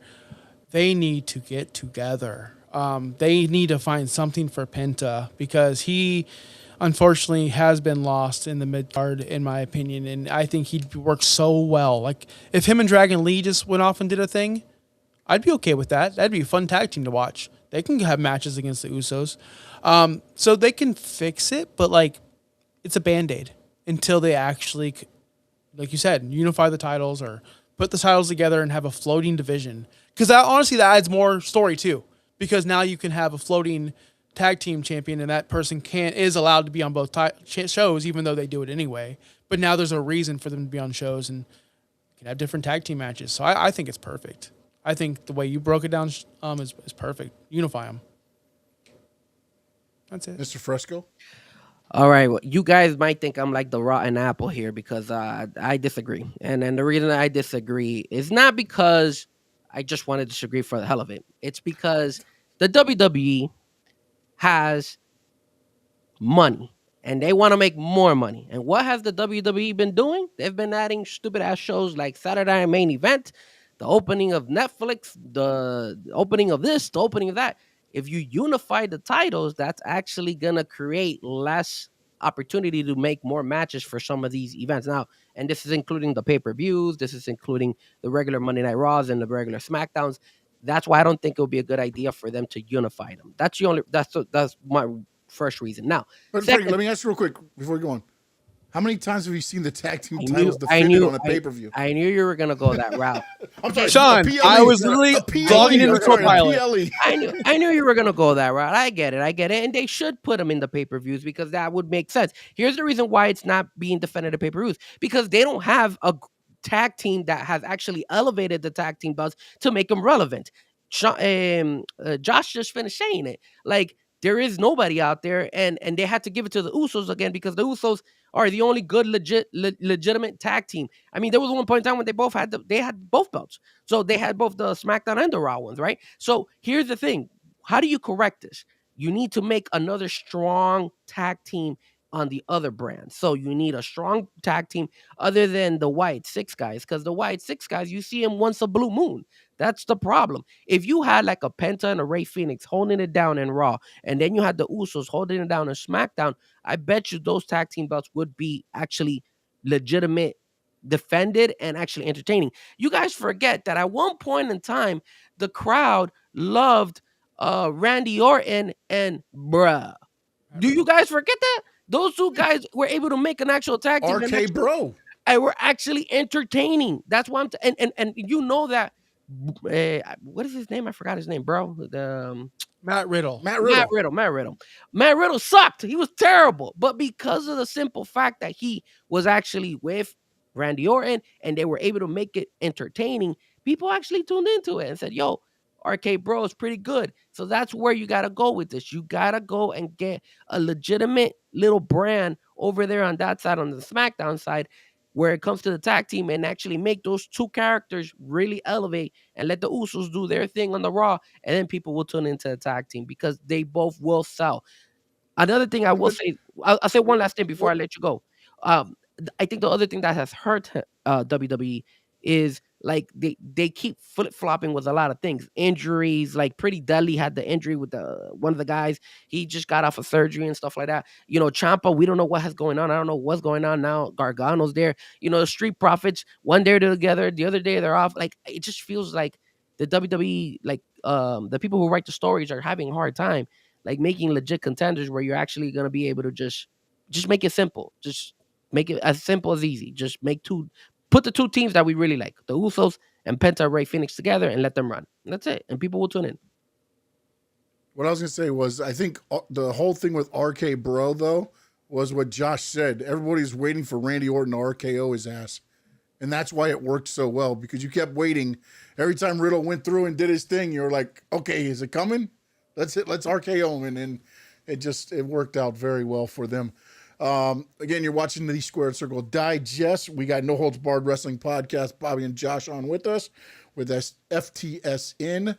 And guys, before we wrap up everything here, I want to get predictions of 2026. And since I've left Frankie for last on everything else, great, we're going to let Frankie go first on this one. And again, it doesn't have to be. I'm not asking you guys like to, do a 2-hour montage of what you think every title and everything else. Just give me a couple big predictions, hot takes you got for 2026. Okay. I'm going to go out on a limb. I'm going to do one for AEW and WWE because, I love AEW. Oh, yeah. AEW. Make sure you hit TNA too. Yeah, I'll throw in TNA for you guys. AAA? No, AAA. New Japan? No. We're not going that route. CMLL? My prediction. NXT? I could do NXT too. My prediction is on the WWE side, and I'm gonna tell you what I feel like it's gonna happen. Spit it out, man. Spit it out. I have the feeling that Oba Femi is gonna jump over to the WWE SmackDown and eventually end the year as the heavyweight champion. That's my prediction when it comes to that. And I do feel as well that Matt Cardona at one point in time will either hold the USA belt or one of the other subdivisional belts that they have in the WWE on the guy side. So those two guys are the ones I want to see, and I think that they're going to elevate them both. On the women's side, I think that on the women's side, when it comes to the WWE side, I don't see any changes going out there. I feel like Jade Cargill is going to continue to be the champion. I hope to see her get elevated, maybe get better, and maybe bring her some talent. My prediction when it comes to Jade Cargill is at one point in time at the end of this year, I think WWE will set up a Bianca Belair versus a Jade Cargill, which is what everybody wants to see. So I'm hoping that that's going to happen. Now, in the AEW side, my hope, and I'm praying to God, please, I think I could have said this like 20,000 times in this show. For the love of God, Will Ospreay, if you get healthy, give the guy the belt. So I'm going to go on a limb and say finally AEW will get it right. He will come off from injury and he will become, eventually by the end of the year, the AEW World Heavyweight Champion. And when it comes to the women, they're just going to be the same. I'm not going to talk about it because we spoke too long about those two girls, so it doesn't matter over there. Bobby, go ahead. 2026 predictions. So, since it's on the spot, I was thinking about him now. I'm going to go with the Rumble and kind of road into WrestleMania here. I'm going to have some fun here. Josh, I know he'll hold me to it. He has to give me some grace here because we'll do a Royal Rumble book in the Rumble episode. But I'm going to say Royal Rumble, Rollins returns, eliminates Breaker, takes away his chance to main event WrestleMania. Gunther wins the Rumble. Lesnar beats Punk. Gunther beats Lesnar at WrestleMania for the title. That would be my prediction. Josh. I want to shoot myself after I heard that. I want nothing to do with Brock Lesnar and CM Punk or championships. Oh my goodness. But that's a Bobby prediction. So I got one for AEW, but I'll save that for last because I don't want to end. I don't want to start on this one. So WWE, I threw out a couple predictions, but I do think this because I want this. We have to see at some point in 2026 Cody and Punk in the ring, one-on-one, story, feud. I don't care who's baby. I don't care who's heel. We need to see it. We can't pull a Tony Khan. Like, don't let it go by. Someone can get hurt. We have them both healthy now. I think that's the top story in WWE. It doesn't need to be for a title. It just needs to be Cody versus CM Punk. So I think we're going to see that this year in 2026. On the women's side, I'm with you, Frankie. I don't think anything's changing. Nothing's going to surprise us. Nothing's going to be cool. We're going to see Bianca come back at some point. Who cares? Right? Charlotte will break her dad's record. She'll win. She'll get the 17. I thought you said she was going to break her something, her leg or something. No. Listen, brother, she can dress like Ginny from Forrest Gump and be this fake little baby face. I'm still not buying it. I hate her still. And on the AEW side, you're right. Will Ospreay is going to win the World Heavyweight Championship from MJF. That is a fact, brother. And on the sad note, we will see someone break their neck in AEW this year. Oh, no. Oh, my God, bro. Come on. Why? Did you see?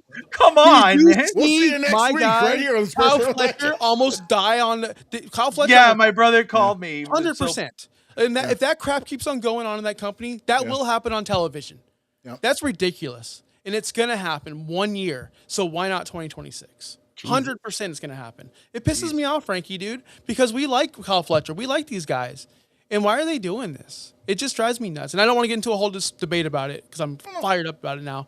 But, dude, I don't want to see it. But yeah, but for you to say that, I mean, look, like Braun Breaker hit his head a couple of times too, and they're not doing like high flying stuff either over there. So it could happen. No, anytime you leave your feet in wrestling, you're going to take a chance. But you can mitigate some of those risks by not doing a Spanish fly off the top of a cage.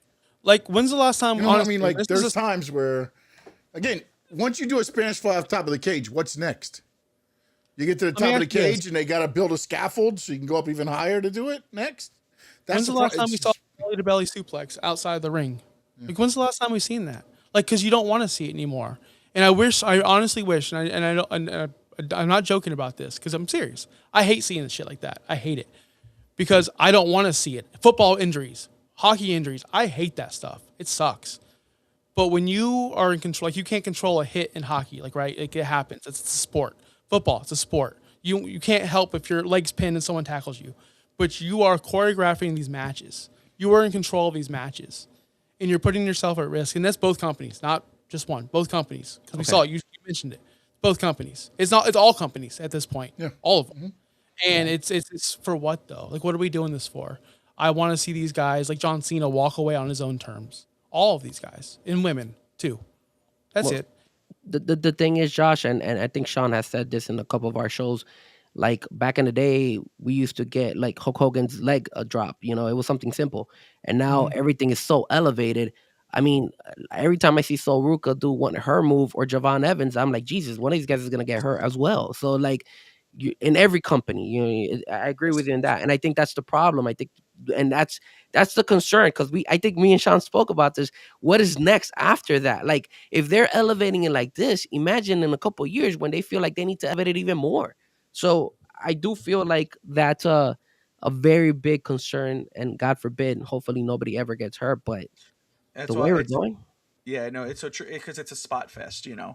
I mean, it's like who could, and that's why like I love listening to like Shawn Michaels, Scott Hall. You listen to what they were, when they do their shoot interviews. Like there's a one from Shawn Michaels, like right after he lost his smile, he was in a hotel, but he was talking about that because everybody said Mr. WrestleMania, Shawn Michaels, one of the, obviously one of the greatest of all time in the ring, and he was amazing. I mean, doing all types of moves, but he was always saying, when they were asking like, oh, what do you think about RVD? And he's like, less is more.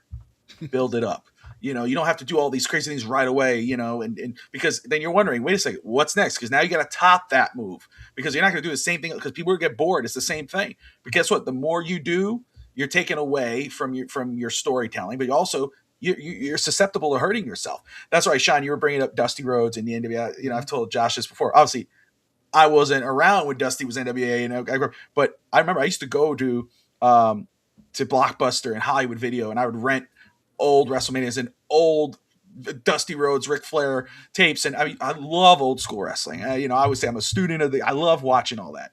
And that's one thing I loved about it was, again, storytelling outside the ring, building a character, which you had to. You had a microphone. The guy would talk to you. You'd have to tell a whole story right there. Tony Schiavone, whoever's holding that mic, Gordon, whoever, and you got to tell a story right there. But then when you're in the ring, you got to tell a story. You got to make it believable. Like Terry Funk, Ric Flair, the I Quit match. That was, that story itself was awesome in the ring, but also before. I think Terry Funk was a commentator or was an announcer or whatever, and he went to interview Ric Flair, and then he attacked Ric Flair. And I mean, if you would have saw that pile driver on the table now, you'd be like, oh my God, that's that's.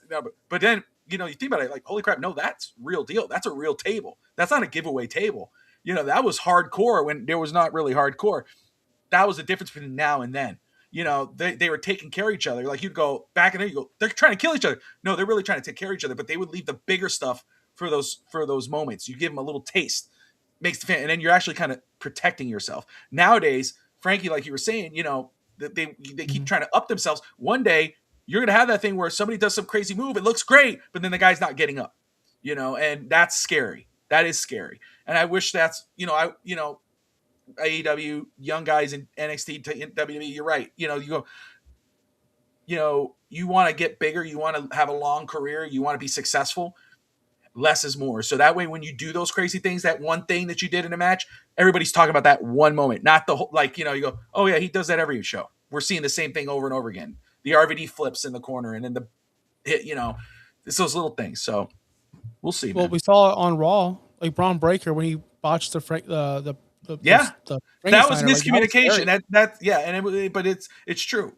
And that's the thing. It's just that one moment, that one mistake, the belly to belly in the background, that it wasn't like they were trying. It was a botch. It's a thing where it's like, it's not going to happen all the time, but there's just one little moment. But the problem is, a lot of these guys now, there's botches, and then there's choreograph where you're like, hey, okay, I'm going to do this, and I'm going to do this flip, and I want to do it where it looks like I'm going to, do like kind of like the suplex. And my brother was just telling a story right now where, last night, calls me. He's like, he calls me 20 times. I'm coaching my son's basketball team. I'm doing all this stuff. He bugs me all the time. And he's in Arizona right now doing a show for $1 Million Quartet, but he's training in a wrestling there. He does CCW training in Miami. So when he goes to all these other places, he's training. So he's like, I got big news. Call me. I'm like, dude, it's midnight. I just got into bed. He's like, that's all. I was all right. So he has his first match in March, and he's telling me that this one guy, can't fall. There's this one big guy. They say, do a suplex, and the guy can't do it. And, he's trying to do a suplex, and he almost, what do you call? I'm trying to think of the move where you suplex, but it looks like a brainbuster. Yeah. Yes. Like a spike. And they went on him, and he goes, well, I'm not a gymnast. You don't need to be a gymnast to do that. Fall on your back. But those are the type of things where that's the mistake. If you can't do it, don't do it. You're going to kill somebody, So yeah, man, it's a risk. It's risky, man. It's like, just less is more. That's always what I always say. Less is more. Yeah, and also the one thing too is wrestling went from trying to make it look like a sport to now trying to prove it's entertainment. 100%. And that's 100%. where Love a that. lot of this has kind of changed. Whereas like back in the day, remember the Briscoes used to win with a spinning toe hold. Yeah. They would just wrap, they wouldn't even put the whole figure four. They would just keep wrapping the leg around until you gave up. Harley Race would win with a suplex. Like, Paul Orndorff was just one pile driver. Jake Roberts was one DDT. Yep. It wasn't 6,000 super kicks, 300 GTSs, and then we try to hit or whatever, It's just like sometimes, and then another thing too, adding onto it is where I think the problem, and again, this is where the difference between WWE and AEW, although WWE does allow it to get to a point, but AEW, their first match will go out there and be, jumping off of anything. And now what's the second match supposed to do? Yeah. And then the third match, and then the fourth match. And now you're going, by the time you get to match 10, one, the crowd's burned out. And what the hell else? What can you do after you've watched everything else? You should have a build into the show. You can break it down into two shows by doing, a segment A, a small independent shows. You kind of do it in two shows. You got a kind of like the semi-main event leading to intermission, then you come back and build it back up to the main event and things like that, which I know that gets intermissions and things like that involved, but it just feels like, how do you top when you got a guy, guys and gals? I mean, Frankie talks about it all the time, that the blood and guts women's match. Like, I mean, they stomped on glass and was just stomping on each other's body. I know, we know what it is, but it's like, okay, so now what do you do after this? You have more. What's the next blood and guts match going to do? But this is the thing. Also, I want to ask you guys, because maybe you guys tune into it as much as I do. But the whole putting these companies all together, right? Like, I've noticed that WWE has done it.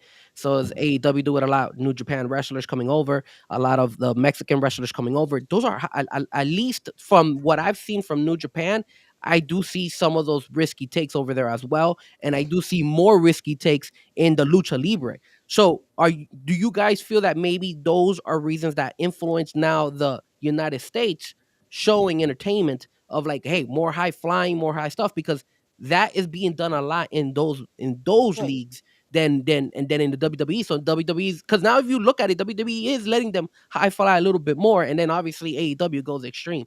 So do you think those are affecting, and that's why you're seeing more high flying moves on both sides of these companies? I don't think it's only affecting it, it's what they've become. Will Ospreay trained in Japan.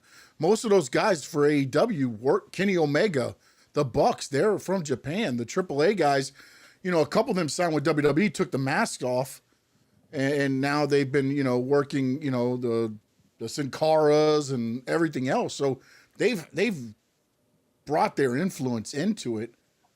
But I mean, it's already been there. And then you get your Will Ospreays. These guys are athletic as hell. That's the other thing that, like, if you look at like 80s back in the day, Florida Championship Wrestling, you had guys that were big. But then if you had a Tony Atlas, that dude was a statue. That's a god because he was chiseled. Everybody was big. But then you had the muscular guys. Now everybody's just, it was just muscular. Now everybody's just athletic. You got Javon Evans, Will Ospreay. I mean, Will Ospreay isn't that muscular. Swerve's not that muscular, but they're athletic as hell. Seth Rollins, I mean, he says he stopped lifting weights and just does his training, whatever it's called, he's not even really lifting weights. He's just doing all the, CrossFit that he does. And John Morrison does all the parkour stuff to keep his core and everything else. It's just, they're just so much more athletic today. But at some point, and this is where, VKM, for all the hell he caught, and everybody's saying he didn't care about the wrestlers, when you look back at it, he wasn't allowing a lot of this stupid shit for this reason. Because he knew, okay, I got to pay these guys. If they're not out, if they're injured, I lose them. Yeah. I don't get the Hulk Hogan's. I don't get the Andre the Giants. I don't get all this stuff. And now, you're looking at guys, Will Ospreay. AEW got a good year and a half out of him, 2 years, and now you're probably going to lose him for a year, and hopefully he can make it back and be stronger. Yeah, no, you're right. I mean, we lost Kevin Owens as well with all those fights with Cody Rhodes and all that stuff. So it varies. I will say this: hopefully they could steal a play from Gunther, right? Because Gunther is the type of wrestler that doesn't do any high fly moves. Gunther's more of the guy of the submissions, more of the chops, all that stuff. So maybe if they go that route, old school, maybe that'll help them for their careers too, because you want them to go for 10, 15, 20 years wrestling instead of just 10. There was a wrestler, and again, I don't know if he made it up, but everybody always talks about Terry Taylor. And his whole saying was, you only have so many bumps on your bump card as a pro wrestler. You never know which one's going to be. It could be a simple bump, and you never know which one's going to be your last one. Yeah, that's a good point. Definitely. Sorry to bring the tone down, but like you said it right there, and I won't say anymore, but Kevin Owens. I forgot about Kevin Owens, Will Ospreay, Bryan Danielson. What is the common denominator? One thing. It's their neck, and it's too young. They're too young for that. They're just too young. Well, you saw. Remember the video of Tiffany Stratton where she almost broke her neck too when she was, I think, doing off a ladder or something? Yep. Well, she was trying to hit the rope. Yeah, she's trying to hit the rope and go over. And if you watch the actual PLE match, she doesn't step on the rope. She just goes straight from the ladder. Remember that time Adam Cole almost died on Dynamite when you got power bombed on the apron? Yeah. Seriously, that's not a joke. Yeah. Like, it's one mistake. Yeah, because you when you leave your feet, you're trusting the person with your body, man. Yeah, I'll never forget back in the Attitude Era, Bob Holly and Brock Lesnar. Yep. Bob Holly, didn't get up, and Lesnar just freaking spiked him on his neck, man. Put him out for about 7-8 months.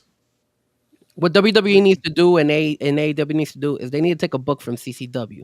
If I'm not mistaken, this past weekend they had one of the Bushwhackers pull down his pants and had to go ahead and get his ass kissed by one of the wrestlers. Yeah. I don't know if you guys saw that. Eddie Valentine. Yep. Eddie Valentine. There you go. You had to kiss his ass back in the day. Bobby, you said something about CCW. Who was that you were talking about? Was CCW you said? My brother. My brother is training with CCW. What's his name? Down here in Miami? Yeah, Nick. Yeah, my brother Nick. He does training there. Always talks about Gangrel and all that other stuff. He calls me for everything, and he'll tell me. And again, I never trained wrestling, but I know, I studied. I loved it. We used to do backyard wrestling, and we'd run it like that. And so he'll tell me these things, and we'll kind of run it through. And but yeah, that's what he's doing right now. But he is a performer, so he was just in Indianapolis as Elvis in. I'm trying to remember the name of the show now. Crap, what the hell? Heartbreak Hotel. He was there for a few months, does that, and then but where he goes is he'll find a school and go train there. And right now he's in Arizona right now, and he found a school there, and that's where he's training. And he's just been training, doing that. He hasn't had his first match, but he's going to have his first match after that show is done. Because since he's doing he's doing Elvis and he's doing his Million Dollar Quartet, they don't let him do all that, But he's doing the training on the side. So as soon as that contract is done, he's going to have his first match, and he's very excited. So. Well, keep me updated because that CCW's right down here. We've been to a couple of the shows, so for sure, man. Yeah, absolutely. Yeah, brother. We actually had Nelio on the show once as well, the owner. But that does surprise me of Bobby because he says that he did backyard wrestling, but he doesn't find AEW entertaining. I don't get it. Well, okay. He still told stories in the backyard. They didn't. It's no. It's 100%. We didn't just go there and start smashing guys. Like I watched backyard. I watched somebody I go, let me see this because it brings me back to my childhood. When I watch these guys come out, but then they're like hitting each other with light bulbs and shit. I go, what a bunch of idiots! What a dumb. But we used to we go again. My brother will be on our show in a couple of weeks. Not this weekend, but I think the next weekend. I have it planned out, and I'm sure we'll talk about it. But break into character. Because I do this all the time. I could play the heel on my show because I love playing the heel. I was the immortal one, Robert Michaels. I still am. 14-time heavyweight champion. All right. And I'd do anything to win. You call me cheater, call me whatever you want. I'm still winning. So we'd have fun. We do all this shit. Now I'll say that when he's on the show, but he'll always say, oh, because you'd pick your name out of a hat or you'd write the storylines and you would have to win. Hey, win's a win, brother. A win's a win. You know what I'm saying? Like a win's a win, He bro. booked himself to be the Jeff scared champion. over here. You But we damn look. heel. I'll tell you. Look, You we really are a heel. You booked I'm yourself to be the damn right, champion. brother. You damn. Triple I'm like, H. hey Sean, let's tag tonight, bro. Let's go ahead. Let's work together. Let's beat this guy's ass. Then we'll go. Then we'll get. All right, bro. Let's go. As soon as you start beating on it, I'm gonna catch you from behind. Bah! Get you out of the ring. It's like, I'll do it, man. No shame in my game, brother. No shame in my game. Jeez. We had fun. It was a good day. It was a good time. I'm paying for it now. You know, my body's goes, do you have any traumas? I got a torn rotator cuff, my labrum teared. I'm like, you know, I had no car accidents. Like, what the hell happened to you? I don't know. And I think about it, I go, oh shit, I know what it is. well, that's the thing too, is like everybody talks about the injuries that are happening now. But if you look at the guys that did nothing, Hulk Hogan, 2 knee replacements, hip replacements, back surgery Roddy 1,000 Piper, times. Yeah, Roddy Piper. Like all they weren't doing flips, and they still Frankie brought it up. Bodies. Frankie brought it up. The leg drop. Yeah. You know, you the look at the leg things, drop and you're like, leg drop won't kill you. Leg drop's not going to hurt you. No, that up his back. You know, and eventually it killed him because that's, you know, it was a messed up surgery that messed it up. Yeah. And you know, another thing is that's happening as well, guys, is that nowadays they'll do a finishing move and they'll kick out. And then they have to do a finishing move like 3 or 4 times in order to pin the guy. And you're like, damn, like we don't want that either. So all those things are just. I love that. It's true, man. That's one of the things I hate. Like a false finishes could be good if it like if it's one time and it's like, whoa, you know, he what, you know, but like every time you do it, like how many Cody freaking what's that Crossroads and you know, it's like after a while it's like. And then finally you beat him. You just did 3. Now you did the 1 more and that one, and it didn't look as good as the first one. Yep. You know, that's a problem with me. You know, I remember what really got me, that made me think, was when I was listening to Jake Roberts one time, and he was so pissed that the DDT is so used now. He goes, man, back in the day, that was deadly. When you hit the DDT, you were done. It was over. Nobody used it either, by the way. Only Jake. He started it, yes. Yeah. But now everybody uses it, and it's nothing. Now everybody used it, but back then, Jake, nobody else used it on the card. Nobody was dropping anybody else. Even Paul Orndorff, nobody was doing pile drivers. If Orndorff was on the card, you know, that's the things. It's like you made those moves mean something because you weren't doing them as much. Now it's like the sweet chin music. If people, I wish Shawn Michaels come back wrestle AJ Styles. Like I was like, guys, look, imagine Shawn Michaels did do one more match, which I don't think anybody wants to see right now. Like, you know, whatever. But let's say if he did this, if he got ready to hit that, does the sweet chin music. As I'm messing up my hip even more. If he does the sweet chin music, do we really believe he's about to win that match? Yeah. You know what I mean? I mean, you know why? When Ric Flair put people in the figure 4, when it was being overused by everybody, we saw woo because that's his signature move. It counts more. He has more power. For us who grew up in it, Ric Flair's thighs and quads are better than yours. That's right, brother. He never really kind of won with that, by the way. But you know, but I will say, I mean, the super kicks are nothing now. It's everybody does them. It's ridiculous. You know, it's fun. It's you know. Keep smacking the leg, but after a while it's like, okay, what is it? It's just a move now. Was it last night on Raw? I think it was Penta and Dragon Lee, right? Double super kicked everybody in the ring out right before Braun Breaker came in and speared him. They were super kicking everybody out. It's like it's okay. It's like, what is it? Yeah. But anyway. Yeah, Bobby, Josh, we want to thank you guys for joining us again. It's the No Holds Barred Wrestling Podcast on FTSN, and you guys are welcome. How do you say "our casa, tu casa"? Tu casa, yes, sir. Yeah, I'm not sure how you say "our" though in Spanish. So, mine and Frankie's house is your house. Anytime you guys want to come on, we thank you guys for coming on and let everybody know more about what they can get from the wrestling podcast and anything else you guys got going on. Josh. Bobby's the boss over at FTSN. I just tag along on Saturday nights. We also have a secondary wrestling show on Finstock Extra where it's myself, Clutch, who's overseas, and my buddy from high school or middle school, El Ginger Americano. We talk. It started off as an AEW podcast. Now it's an everything podcast. Yeah. And I also do some fantasy football content. So if you're addicted to fantasy football, check us out. Fantasy Now Plus. We're booming, baby. That's where everybody's going these days. Yeah, and in regards of just Finstock Sports Network, FTSN, we got, you know, the football seat for at least the Dolphins are over, but not for FTSN. I got Finn's Talk today. Tomorrow, we'll be talking about the head coaching search as the list continues to grow and kind of narrow down whatever our preferences, how do we see it playing out. We got our draft content already started. Me and the guys, Josh Wingate and Coach Vogel, are scouting. We're watching film. We're doing our rankings.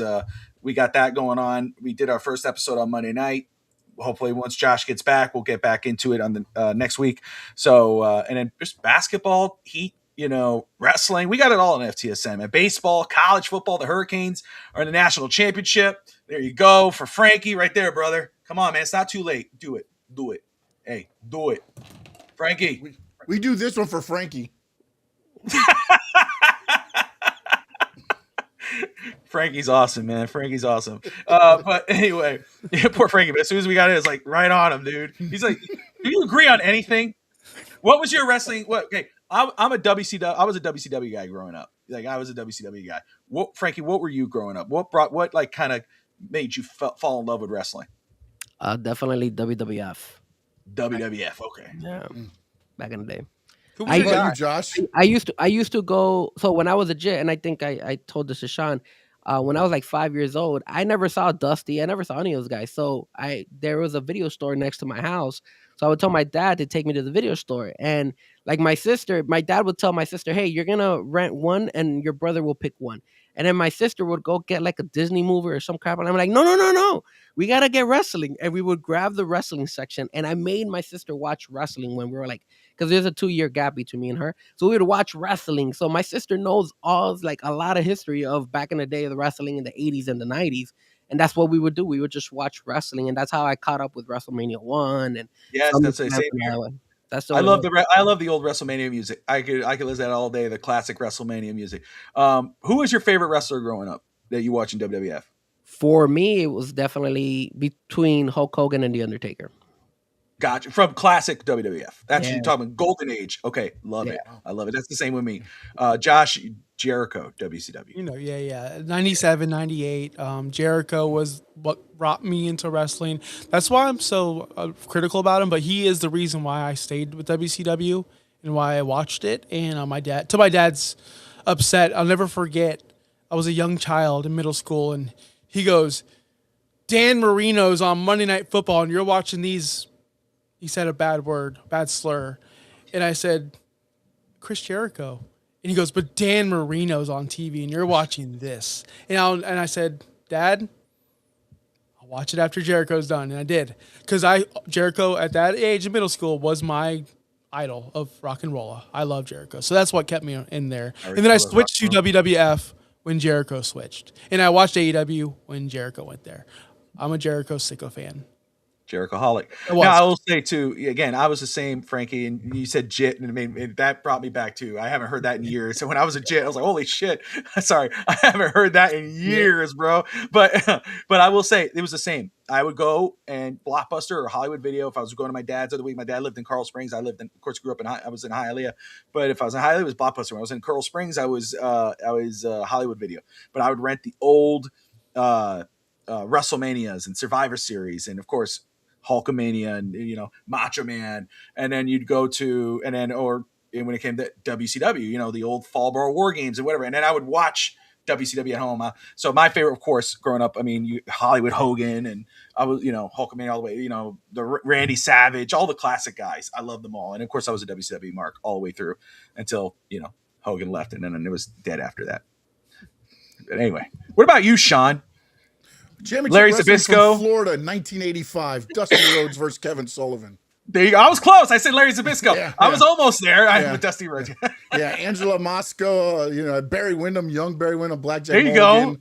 All that stuff, man. And then Sunrise Musical Theater down here, Miami Beach Convention Center. Of course, they did Tampa, which was funny because when I became a wrestler, I wrestled in the War Memorial and I wrestled in Miami Beach Convention Center. And then they took me to see where the championship wrestling from Florida was videotaped, or the show was taped. And it was in the back of a furniture store. They took it out. They put 20 benches in there. And they brought in the little crowd, and they got dressed in the thing, and they'd walk through the door. That's why when they opened the door, you could see the light outside, but it was dark in the studio, and they had it set up for interviews and everything else. It was just crazy, man. That's cool. It was crazy to see that and do that. And How many people were there? they only had 20. There's benches for 20 people. It was the old school park benches. They would bring them in, and they'd sit about 20 people in like a dark. Like you couldn't really see. You could hear them, but you couldn't see them. The only light was on the ring. That's epic. That was it. Awesome. That was good stuff back then, and that's when really. I know Dusty used to always say it. You got to talk them. You got to talk the asses into the seats. That's and right. you did that on TV because you never had good matches on TV. You had one. It would be like Brian Blair versus Scott McGee would be your main event on TV, but you'd have Dusty wrestle somebody. Then you get attacked by Kevin Sullivan or Angelo Mosca to set up the whole loop that they're about to do. Because then you go to the Hollywood, Sportatorium, and you can watch Dusty take on, Joe LaDuke or whatever, and they talk you in by doing what they did on the show. So that's when wrestling to me was wrestling, And now it's more entertainment. It's not really a sport as what they try to protect. But I want to thank you guys so much for coming on. We probably went a lot longer than you had anticipated on being on. But I do want to thank you. Frankie Fresco, actually, I never said, can you let them know where they can get a hold of you too, sir? Yeah, man. So my channel, Frankie Fresco, this show is also being televised on the Frankie Fresco channel. So don't forget to hit the like. Don't forget to hit the subscribe. All you guys, we have over 100 viewers on X. So if you guys could be more than welcome to, as generous as possible, as to go on the YouTube side, hit us like, hit the subscribe. And for anybody who catches the replay, also, if you could do that as well. And then you guys could catch me all, social media. I'm actually, next week, Sean, I'll still be able to do the show, but next week I will be heading out to Los Angeles for, you guys know I'm a DJ, so I'm going to be in Los Angeles for this big show convention. They have it every year called NAMM. They promote a lot of speakers and sound, and all the big companies are there, all the wigs. I'm actually going there. And as part of the DAS company. The DAS is a speaker company based out of Spain. They one of my friends got promoted to go there, so he's bringing me along with him. So we're both heading out there, and we're gonna check it out. So I'll be pushing out content like crazy on my social media platforms. So if you guys want to follow me as well, like I said, on all Instagram, X, all that, I'm going to be posting a lot of stuff, since this is going to be the first time I'm going to be going to this particular show, and your boy's DJing as well. So I'm going to be taking my 360 camera and pretty much showing you guys everything about the show and myself as well. So tune in. It should be exciting. Like I said, it's going to be next week. So definitely check it out. And obviously don't forget to check out my boy Sean Stanley's channel as well, Stanley Media House. He's always there. Even though he doesn't agree with me, even though he doesn't love me, even though I felt like I was getting destroyed by all three of you, I appreciate all three of you guys here with me tonight. So thank you guys for being part of the show tonight. Yeah, Thanks for having us. It was fun. We wouldn't have won it any other way, Frankie. 2 hours. That's nothing, brother. It flew by. This was like the best episode of wrestling television all week, brother. We could have got a lot longer. I could tell. Probably, yeah. You check me out at SS_Sports Talk on X, Stanley Media House, everywhere else. Go to the YouTube channel, Stanley Media House. Hit the like, hit the follow, hit the subscribe. Check out the Frankie Fresco YouTube channel. And then also head over Finn's Talk Sports Network. Go and hit that subscribe. Hit the notification bells because they got stuff going on all the time over there. Bobby, Josh, thank you guys so much for your time. Frankie Fresco. Until next week, in the words of the great Gordon Soley, so long from the Sunshine State. The Squared Circle Digest!